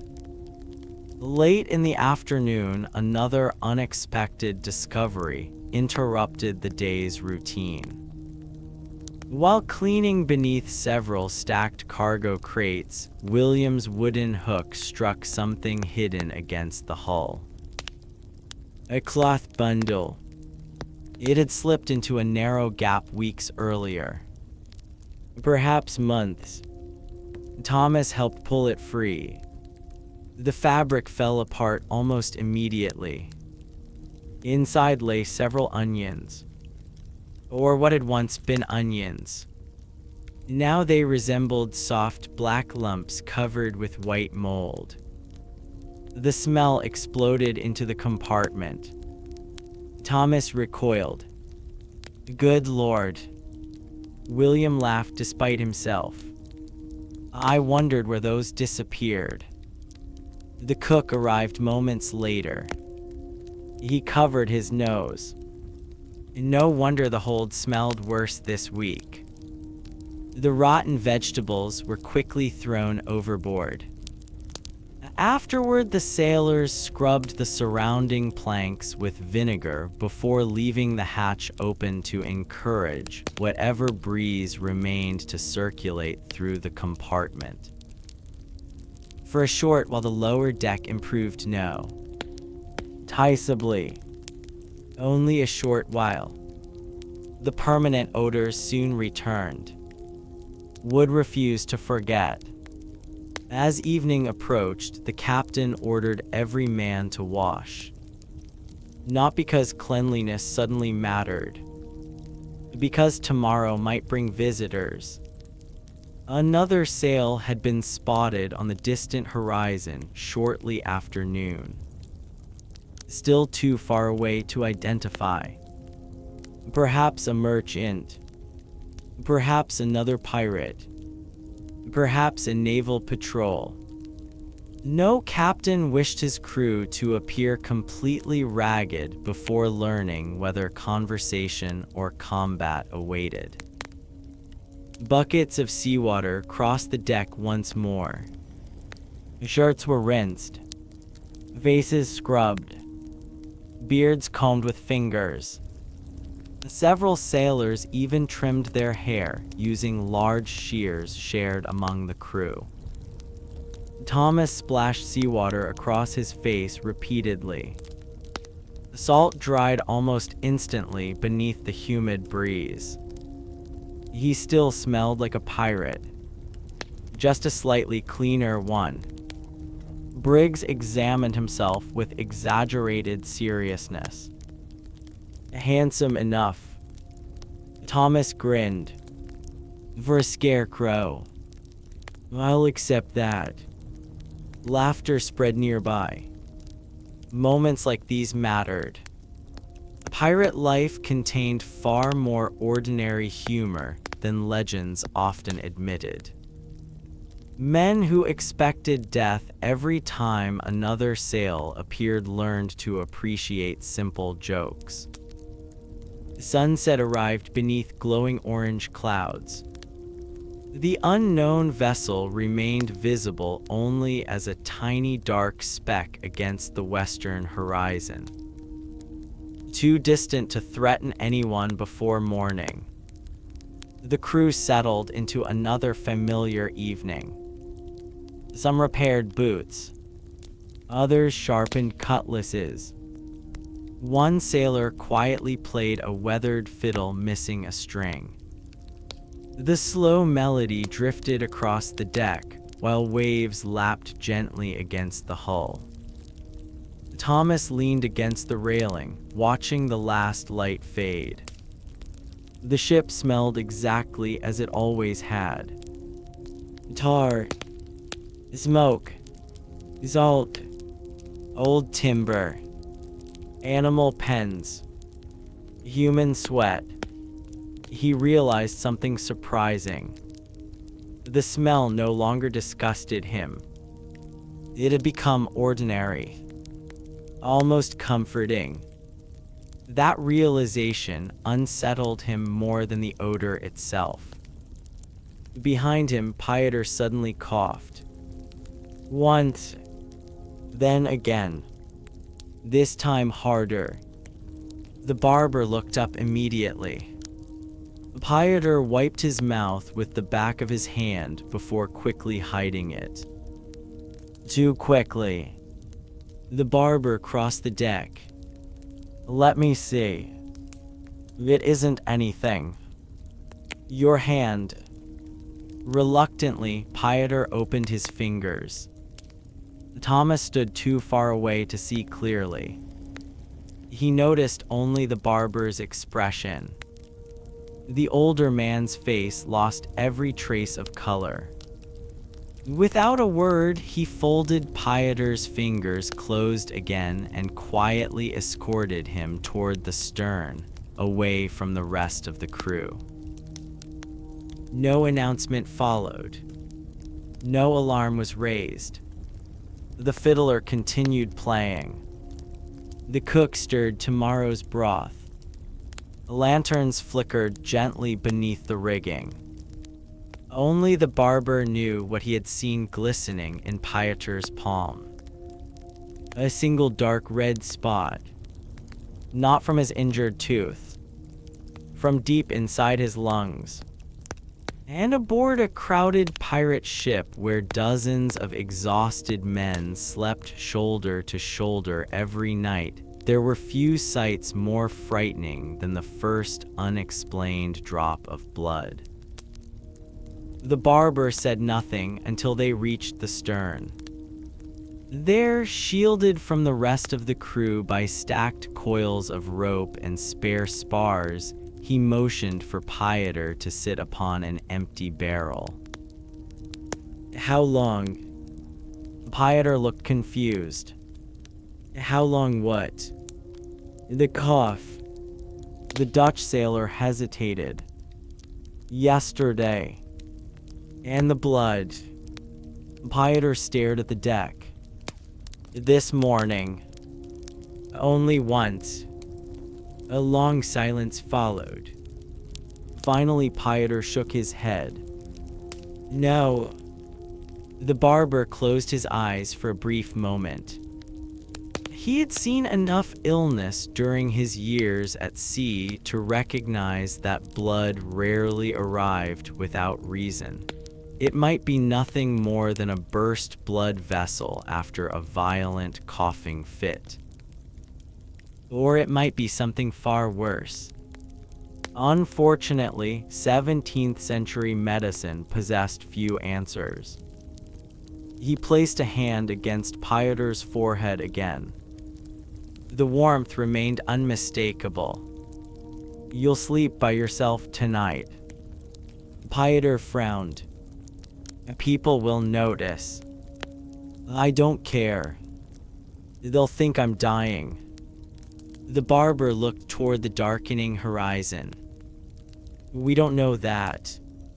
It was the closest thing to reassurance he could honestly offer. Meanwhile, life aboard the brig continued almost normally. Thomas and Briggs helped secure several loose barrels before nightfall. The wind had strengthened slightly during the afternoon, causing the ship to heel gently as she continued westward. Above them, sailors climbed the rigging with remarkable confidence despite the fading light.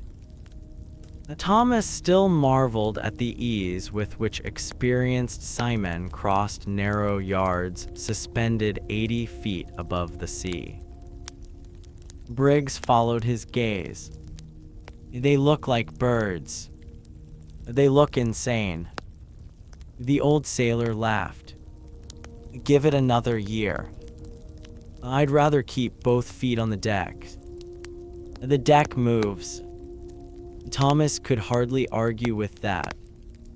The evening meal consisted of the last remaining fish from the island, stretched with peas and coarse bread to feed the entire crew. The fresh flavor had already begun fading. Another day, and the fish would have spoiled completely. The cook wasted nothing. Heads became broth. Bones became stock. The skin fed the chickens. Even scraps too small for people eventually disappeared into the sea. Nothing aboard lasted long enough to become useless. After supper, several sailors gathered around the fiddler once again. The instrument produced a thin, melancholy sound. One string had broken weeks earlier, forcing the musician to invent new ways of playing familiar tunes. No one complained. Music mattered far more than perfection. Thomas leaned back against a cannon wheel, listening. The melody reminded him vaguely of church bells carried across cold English fields. He closed his eyes. For a moment, he almost forgot where he was. The illusion ended when an unmistakable smell drifted across the deck. Someone had begun boiling tar. The carpenter intended to reseal several seams at first light. The thick black substance bubbled inside a heavy iron kettle suspended above glowing coals. As it heated, dense smoke rolled lazily through the rigging. Thomas wrinkled his nose. Briggs smiled. "You'll miss that someday." "I doubt it." "I said the same thing." The old sailor stared thoughtfully at the rising smoke. Funny what becomes familiar. Thomas understood. Only a few months earlier, he could barely tolerate the smell aboard the pirate ship. Now he noticed it only when something different interrupted it. Fresh bread. Lemons. Boiling tar. His nose had learned to ignore the ordinary. Nature possessed remarkable ways of helping people survive unpleasant realities.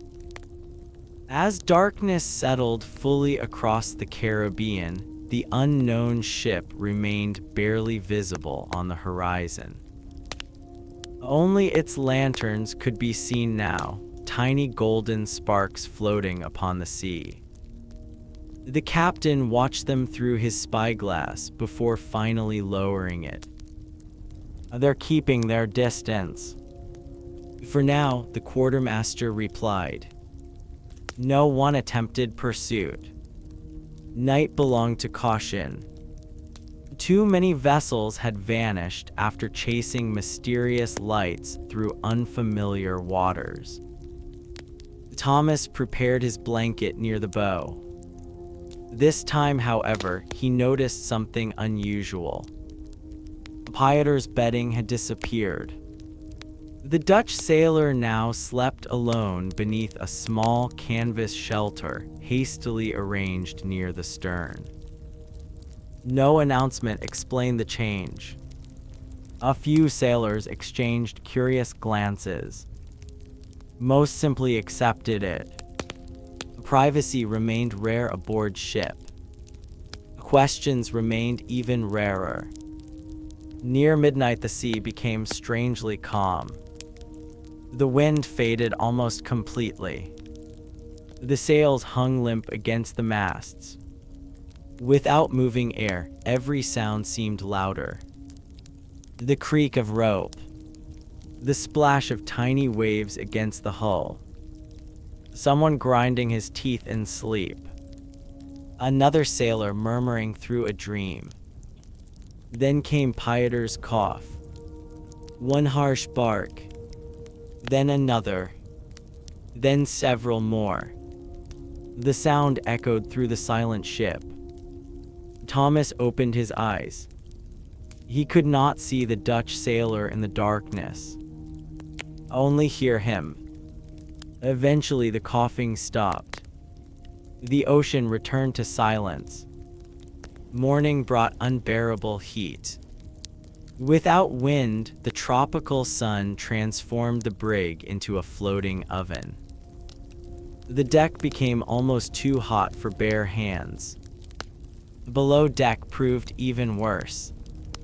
Warm air settled inside the cramped compartments with nowhere to escape. Sweat soaked every shirt within minutes.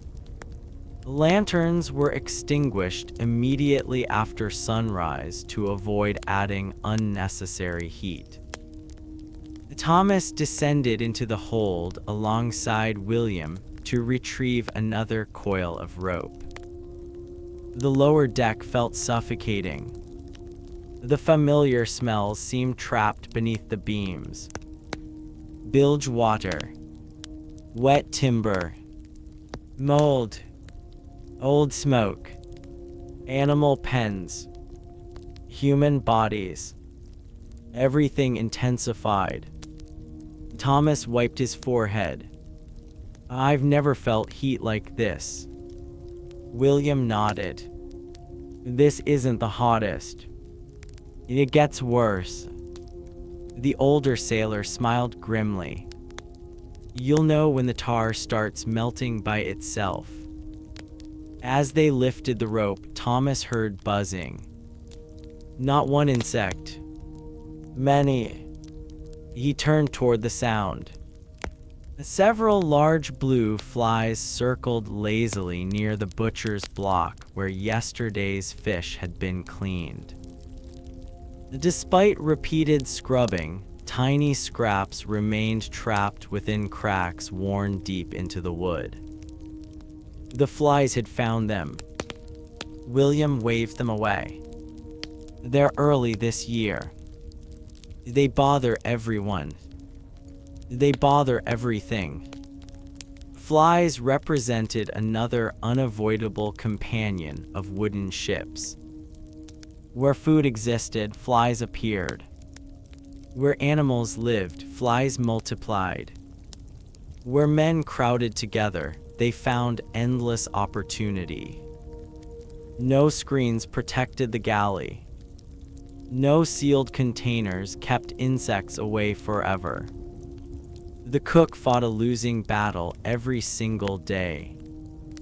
By late morning, the mysterious ship on the horizon had grown larger.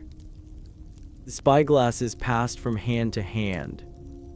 Merchant Thomas asked. The captain studied it for several long moments. Too early to say. The crew quietly prepared anyway.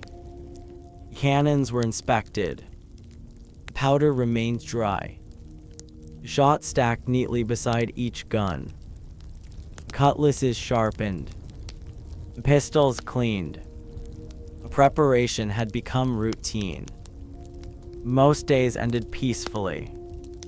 The wise sailor expected otherwise. As noon approached, the barber climbed onto the quarterdeck to speak privately with the captain. Their conversation remained brief. Neither smiled. When the barber returned, he carried a bucket filled with vinegar. Thomas watched curiously as he soaked several clean cloths before hanging them near Pieter's sleeping place. Briggs noticed. "What do you suppose that's for?" Thomas shrugged. "A cleaning. Maybe." Neither man knew. The barber himself knew only that vinegar sometimes seemed to help sick rooms smell less offensive. Whether it truly prevented disease remained impossible to prove. Still, desperate men often trusted whatever experience suggested might work. During the afternoon, Pieter failed to appear on deck. The excuse spread quietly.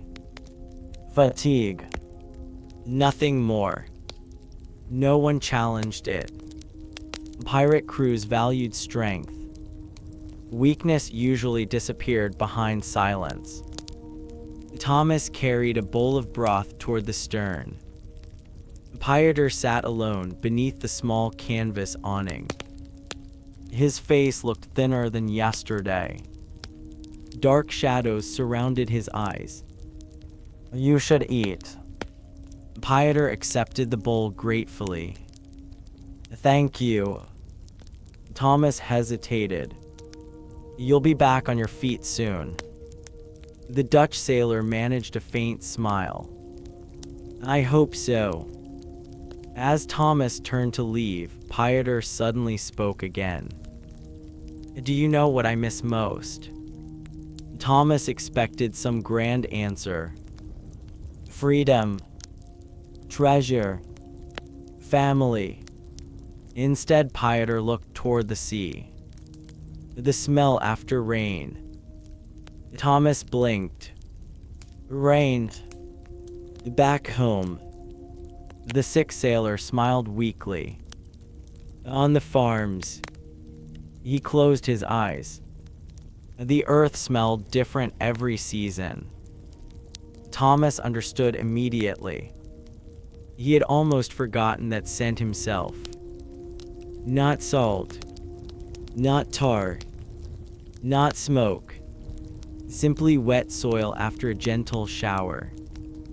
Amazing how easily ordinary smells became priceless memories. That evening, the wind finally returned. The sails filled. The brig leaned gently once more. Fresh air swept across the deck, carrying away at least some of the stagnant odor that had accumulated throughout the day. The crew welcomed the breeze with quiet relief. No one noticed that beneath the stern awning, Pieter had fallen asleep without touching his supper. Only the barber checked on him after sunset. He placed 2 fingers gently against the sailor's wrist, then against his neck. Pieter's skin burned with fever. The barber looked toward the gathering darkness where the unknown ship continued drawing slowly nearer. For the first time in many years, he found himself uncertain which danger worried him more. The strangers approaching across the sea. or the invisible enemy already living aboard his own ship. The strange ship appeared larger with every passing hour. By sunrise, even Thomas could distinguish its outline without using a spyglass. It carried 2 masts, weathered canvas, and a high stern painted in faded blue. No flag flew from its masthead. That alone made everyone uneasy. At sea, a missing flag could mean many things. A damaged ship, a cautious merchant, another pirate hiding his identity, or a crew with no one left alive to raise one. The captain studied the vessel for several long minutes before lowering his glass. Keep watching. No one needed further instruction. Half the crew continued their normal work, while the other half kept one eye fixed upon the distant stranger. The pirate brig herself continued to smell exactly as she always had. Smoke drifted lazily from the galley. Fresh pitch hardened where the carpenter had sealed yesterday's seams. The goat pen required cleaning again. Bilge water sloshed quietly beneath the lower deck. Thomas wondered if every ship in the Caribbean carried the same mixture of odors. Perhaps sailors from different nations all smelled alike by the end of a voyage. English, Spanish, French, Dutch. Salt eventually erased such differences. Breakfast passed with unusual silence. The cook distributed hard biscuits softened in broth, along with the last slices of salted pork from an aging barrel. The meat required careful inspection before serving. Every piece received the same treatment. The cook held it toward the light. He smelled it, pressed a thumb against the surface. Only then did it reach a sailor's bowl. Thomas watched with curiosity. You inspect every piece. The cook looked almost offended. I inspect every crumb. He pointed toward another barrel standing nearby. That one smelled wrong yesterday. Thomas lifted the lid. Inside lay several large slabs of pork floating beneath cloudy brine. At first, everything appeared normal. Then he noticed tiny bubbles rising slowly through the liquid. What causes that? The cook shook his head. I don't know. No one aboard understood fermentation or bacterial spoilage. They judged food by experience alone. If it smelled strange, if the color changed, if the texture seemed unusual, they threw it away. Or when supplies ran dangerously low, they prayed before eating it. The suspicious barrel received another red chalk mark. It would remain untouched unless hunger left no alternative. By mid-morning, Thomas noticed something odd about the rats. Or rather, their absence. Normally, at least one could be seen darting between barrels whenever the hold became quiet. Today, nothing. Not a single squeak echoed beneath the planks. Not one gray tail disappeared behind a crate. The silence felt unnatural. He mentioned it to Briggs. They're probably hiding. All of them. Briggs frowned. Now that you mention it. The older sailor looked around thoughtfully. I haven't seen one since yesterday. Neither man realized the barber had noticed exactly the same thing. He descended into the hold carrying a lantern despite the daylight filtering through the hatch above. He searched every familiar corner. Behind flour barrels, near the goat pen, beneath spare anchor rope. Nothing. Only silence. Then, deep inside the darkest compartment, he found another body. A rat. Dead. Its fur remained smooth. Its eyes still open. Beside it lay another. Then another. He counted 11 before climbing slowly back onto the deck. His face looked older than it had yesterday. The captain read the expression immediately. More. The barber nodded. The captain lowered his voice.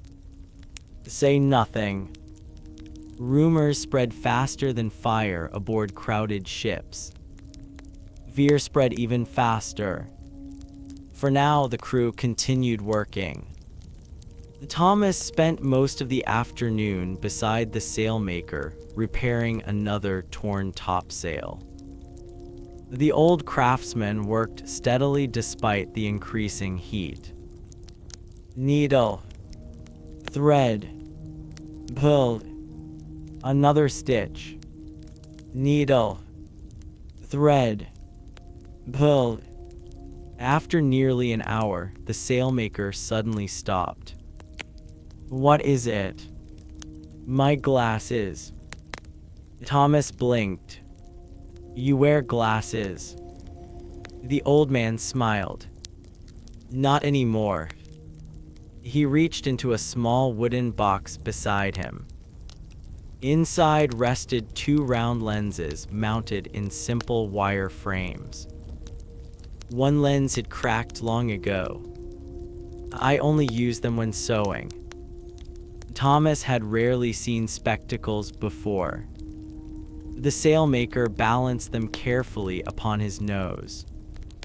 Immediately his expression brightened. There.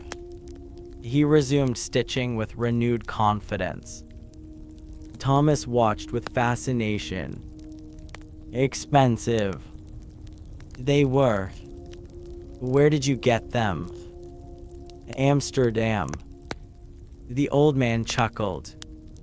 About 20 years ago. Objects lasted astonishingly long aboard ships. Boots received endless repairs. Knives gained new handles. Shirts became patches for sails after wearing out. Even broken spectacles remained useful if one lens still functioned. Nothing disappeared until every possible purpose had been exhausted. The afternoon breeze carried a faint, unpleasant odor across the water. Not from their own ship. Thomas sniffed the air. You smell that? Briggs nodded slowly. Rot. The smell strengthened gradually. Something dead floated somewhere ahead.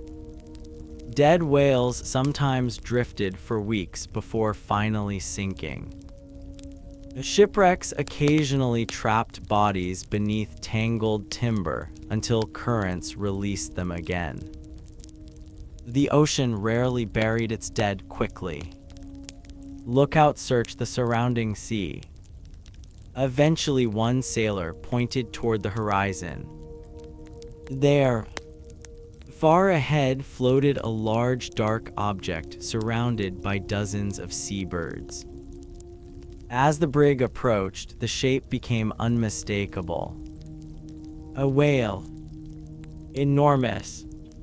Its swollen body rocked gently upon T. He waves. The smell reached them long before they came alongside. Thomas instinctively covered his nose. Sweet. Heavy. Almost unbearable. Briggs shook his head. Been dead several days. The whale's skin had stretched tightly across bloated flesh. Gases trapped inside the carcass lifted much of it above the surface. Sharks circled constantly below. Birds covered nearly every exposed section. The captain ordered a wide course around it. No one wished to linger. Yet the drifting giant reminded Thomas of something. Even the worst smell aboard the pirate ship existed because living men occupied her. Sweat, cooking, animals, smoke, work. Life itself produced those odors. The whale represented something different. Stillness, decay, silence, death. As evening approached, the mysterious vessel finally came close enough for everyone to see clearly.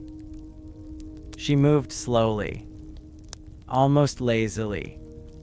Her sails hung awkwardly. Several appeared damaged. No sailors climbed her rigging. No voices carried across the water. Thomas counted only 3 men visible upon her deck. "That's odd," he whispered. Briggs nodded. "Too few. A ship of that size normally required at least 30 sailors. Perhaps more."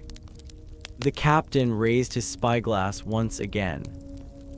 For several tense minutes, he studied the stranger without speaking. Finally, he lowered the glass. "I don't like it." "What do you see?" the quartermaster asked. No movement. Indeed, the vessel seemed strangely lifeless. One man leaned against the rail without changing position. Another sat near the stern. Neither appeared to be working. The third stood beside the helm. He did not wave. He did not signal. He merely watched. The sea between the 2 ships slowly narrowed. The captain made no attempt to attack. Neither did the stranger.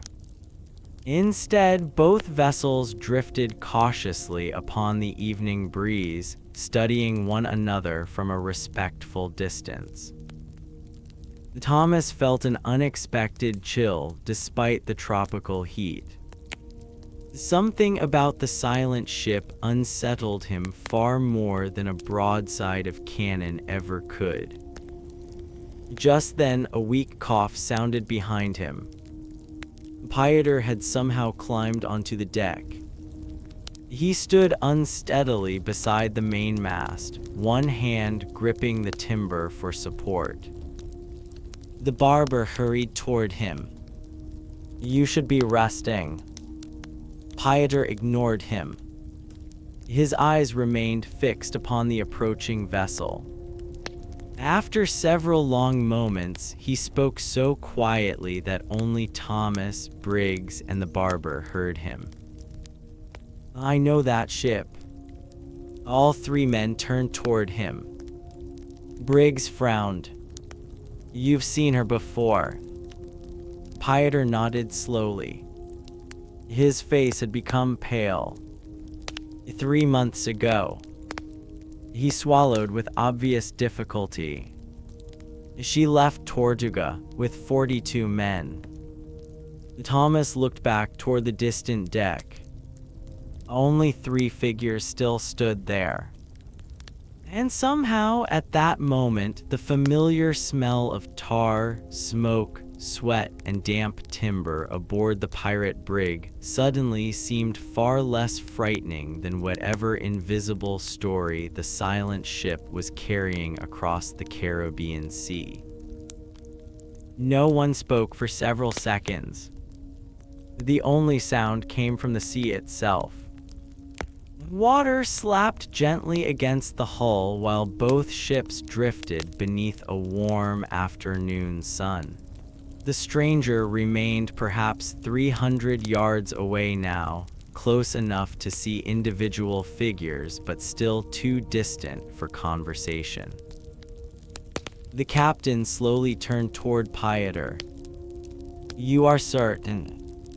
The sick Dutch sailor nodded. "As certain as I am of my own name." He paused to catch his breath. "She sailed from Tortuga loaded with supplies. Armed. 8 cannon. A crew. 42.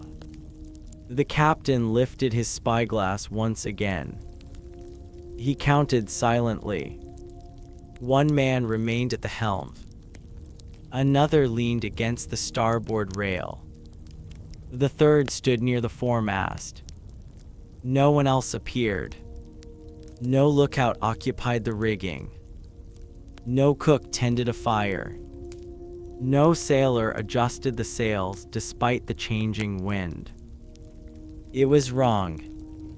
Every instinct built through decades at sea whispered the same warning.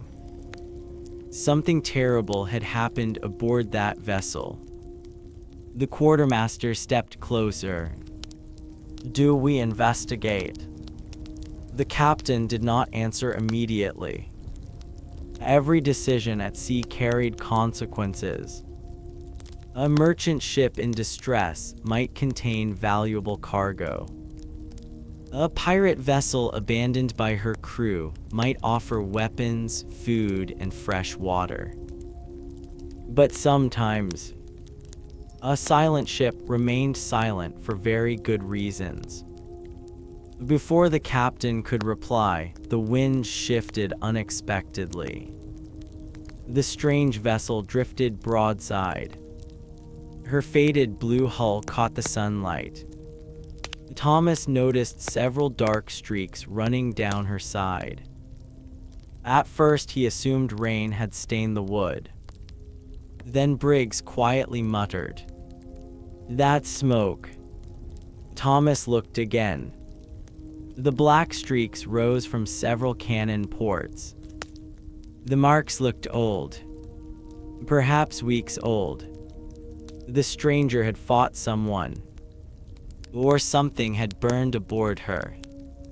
The captain finally spoke. "We'll keep our distance." Say. A few disappointed faces appeared among the crew. Treasure always tempted sailors. So did abandoned cargo. Yet no one openly challenged the order. Experience had earned the captain's trust. Sometimes the richest prize proved the most dangerous. As the brig slowly altered course, the wind strengthened again. The distance between the two ships began increasing. For a while, everyone believed the encounter had ended peacefully. Then a shout erupted from the stranger. Faint. Barely audible. Every pirate froze. Another shout followed. This time the words became clearer. "Help!" Thomas stared across the water. The man standing near the rail waved both arms wildly. Another figure suddenly emerged from below deck. Then another. Then another. Within moments, nearly a dozen people crowded onto the weathered deck. Where had they been hiding? Why had they remained below until now? The captain frowned deeply. They were there all along. The barber raised his spyglass. Something about the figures seemed odd. They moved slowly. Weakly. Several staggered while crossing the deck. One man collapsed before reaching the rail. Others barely managed to remain standing. Even from several hundred yards away, their condition looked alarming. Again the cry floated across the water. Water. Then, please. The crew aboard the pirate brig exchanged uncertain glances. Thomas felt his stomach tighten. They need help. Briggs remained silent. The captain remained even quieter. Helping strangers at sea had always been an honorable tradition. Yet pirates survived precisely because they distrusted easy stories. The barber lowered his glass. "They're sick. You can tell from here." "I can tell enough." The captain finally answered the desperate cries. "What's happened to your ship?" For several long moments, no reply came. Then one exhausted voice carried faintly across the water. "A fever." Another sailor shouted. "Half our crew's dead." Thomas felt every conversation aboard the brig stop at once. Half. 42 men had left Tortuga. Now barely a dozen remained alive. The captain folded his arms. "How long?" The answer came slowly. 3 weeks." The barber inhaled quietly. 3 weeks. Long enough for many illnesses to spread through an entire crew. Long enough for starvation to begin if too few healthy sailors remained to work the ship. Long enough for hope itself to disappear. One desperate man raised both hands again. "We have children aboard." Thomas blinked. Children. Pirate ships rarely carried families. The captain looked puzzled as well. The stranger explained between coughing fits. "He captured settlers." The story slowly emerged. Weeks earlier, they had seized a small coastal vessel carrying several English families. Before reaching their intended destination, sickness swept through both crews alike. Pirates, prisoners, everyone. Disease cared nothing for allegiance. Now the survivors drifted wherever wind and current carried them. No one aboard the pirate brig spoke. The sea had suddenly become far more complicated than cannon and treasure. Thomas looked toward Briggs. "We can't leave them." Briggs answered softly. "What if we bring their sickness aboard?" Thomas had no reply. The barber stepped beside the captain. "If we go alongside." He never finished the sentence. He didn't need to. A crowded wooden ship offered almost perfect conditions for illness to spread. Men slept shoulder to shoulder. Shared cups. Shared blankets. Shared air below deck. One infected sailor might endanger everyone. The cries continued. "Please. We're dying." One woman now appeared near the stern, holding what looked like a small child wrapped inside a blanket. The child did not move. Thomas felt a knot form inside his chest. The captain removed his hat. For a long moment, he stared across the narrow stretch of sea separating the two vessels. Then he made his decision. "We'll help." Several sailors nodded with relief. The captain immediately raised one hand. "But not by boarding." The crew waited. "We'll lower a boat." The barber looked uncertain. The captain continued. "Food. Water. Lemons. No one touches them." The plan formed quickly.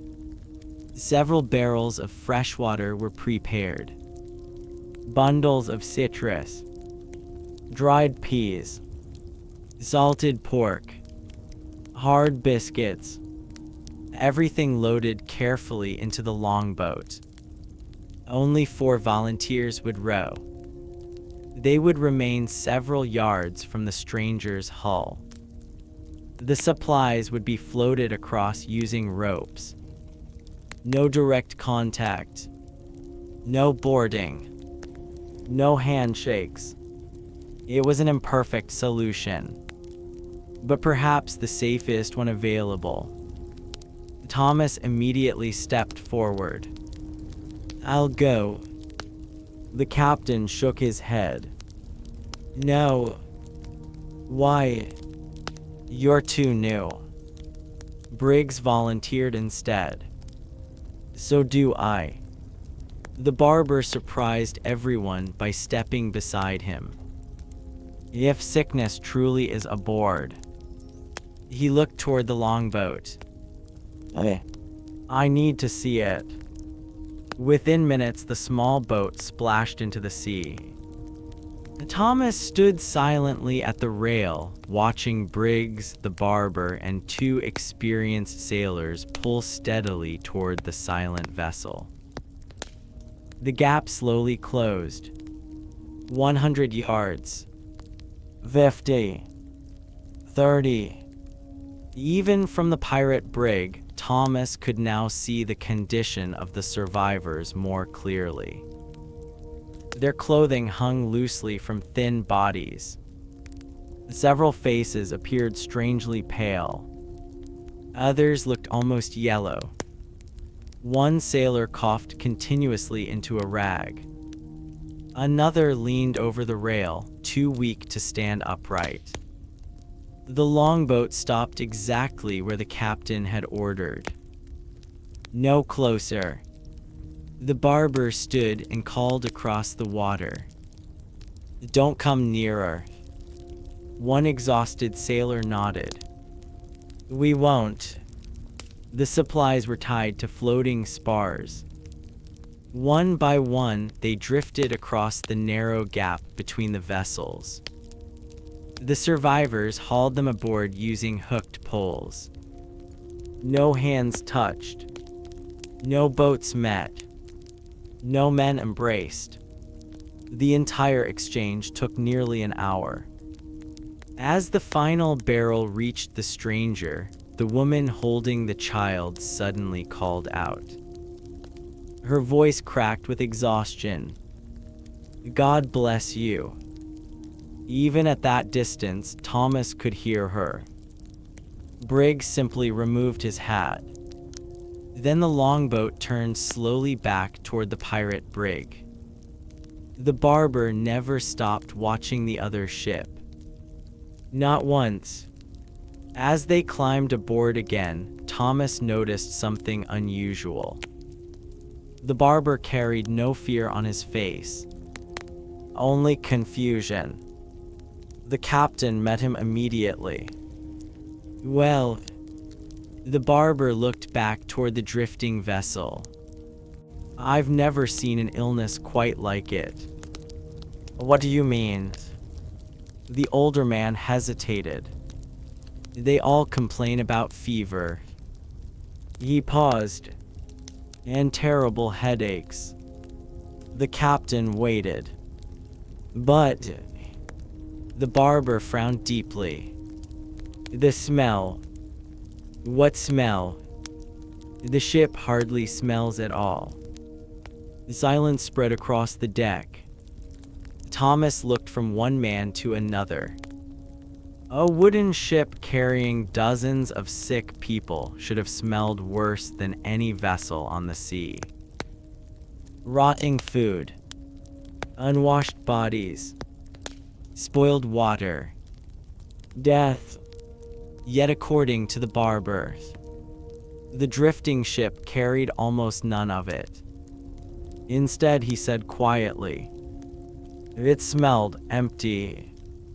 And somehow, that frightened him more than anything he had seen aboard. The pirate brig sailed away with the evening tide. Behind her, the blue-hulled vessel slowly disappeared into the haze, becoming first a dark silhouette, then a faint shadow, and finally nothing more than another story swallowed by the Caribbean. For a long while, no one spoke. Even the usual sounds of shipboard life seemed quieter than before. The carpenter hammered more gently. The cook stirred his evening stew without singing. The fiddler left his instrument untouched. Everyone carried the same question. Had they done enough? Or had they simply postponed the inevitable for the people aboard that drifting ship? Thomas leaned against the weathered rail as the last light painted the sea with streaks of amber and crimson. He thought about the woman holding the child. He thought about the exhausted sailor who had shouted for water. He thought about 42 healthy men leaving Tortuga only weeks earlier, never imagining that the greatest enemy they would face carried no sword, fired no cannon, and flew no flag. Beside him, Briggs quietly folded a length of rope. "You'll remember today." Thomas nodded. "For the rest of my life." Briggs smiled sadly. "Not because of the other ship." Thomas looked at him. "You'll remember because today you learned what the sea really is." "And what is that?" The old pirate rested both hands upon the railing. "It doesn't hate us. It doesn't love us. It simply doesn't care." Thomas followed his gaze across the endless horizon. For months, he had imagined pirate life as constant adventure. Explosions, sword fights, hidden treasure, heroic escapes. Reality had proven entirely different. The sea tested people with ordinary things. A leaking barrel, a cracked mast, spoiled food, a tiny splinter, a cough that refused to disappear, an infected tooth, a bucket of stale water, thousands of fleas hiding in blankets, lice buried beneath hair, rats stealing grain, mold growing silently inside forgotten crates. The smell itself had become a lesson. At first, it had seemed like little more than an unpleasant detail. Now Thomas understood it was something much greater. Every odor aboard the brig told a story. The sharp scent of tar spoke of constant repairs. Smoke lingering in the beams reminded him that every meal required fire. The sour smell of sweat came from men climbing rigging beneath a relentless tropical sun. The goats, chickens, salted meat, damp rope, moldy timber, vinegar, bilge water, and wet wool all reflected one simple truth. A pirate ship was not merely a weapon. It was a floating village forced into a space smaller than many village inns. 30, 40, sometimes 60 people lived together without privacy. They worked together, argued together, slept shoulder to shoulder, shared food, tools, blankets, illnesses, fears, and hope. Under such conditions, perfect cleanliness was impossible. Most pirates did not smell terrible because they ignored hygiene. They smelled terrible because their world made true cleanliness almost unattainable. Fresh water had to be saved for drinking. Soap remained scarce. Clothing stayed damp for weeks. Wood absorbed every spill. Animals shared precious space. Smoke coated every beam. Salt preserved food, but also stiffened clothes and irritated skin. Rats arrived with grain. Fleas followed the rats. Lice spread wherever people gathered closely.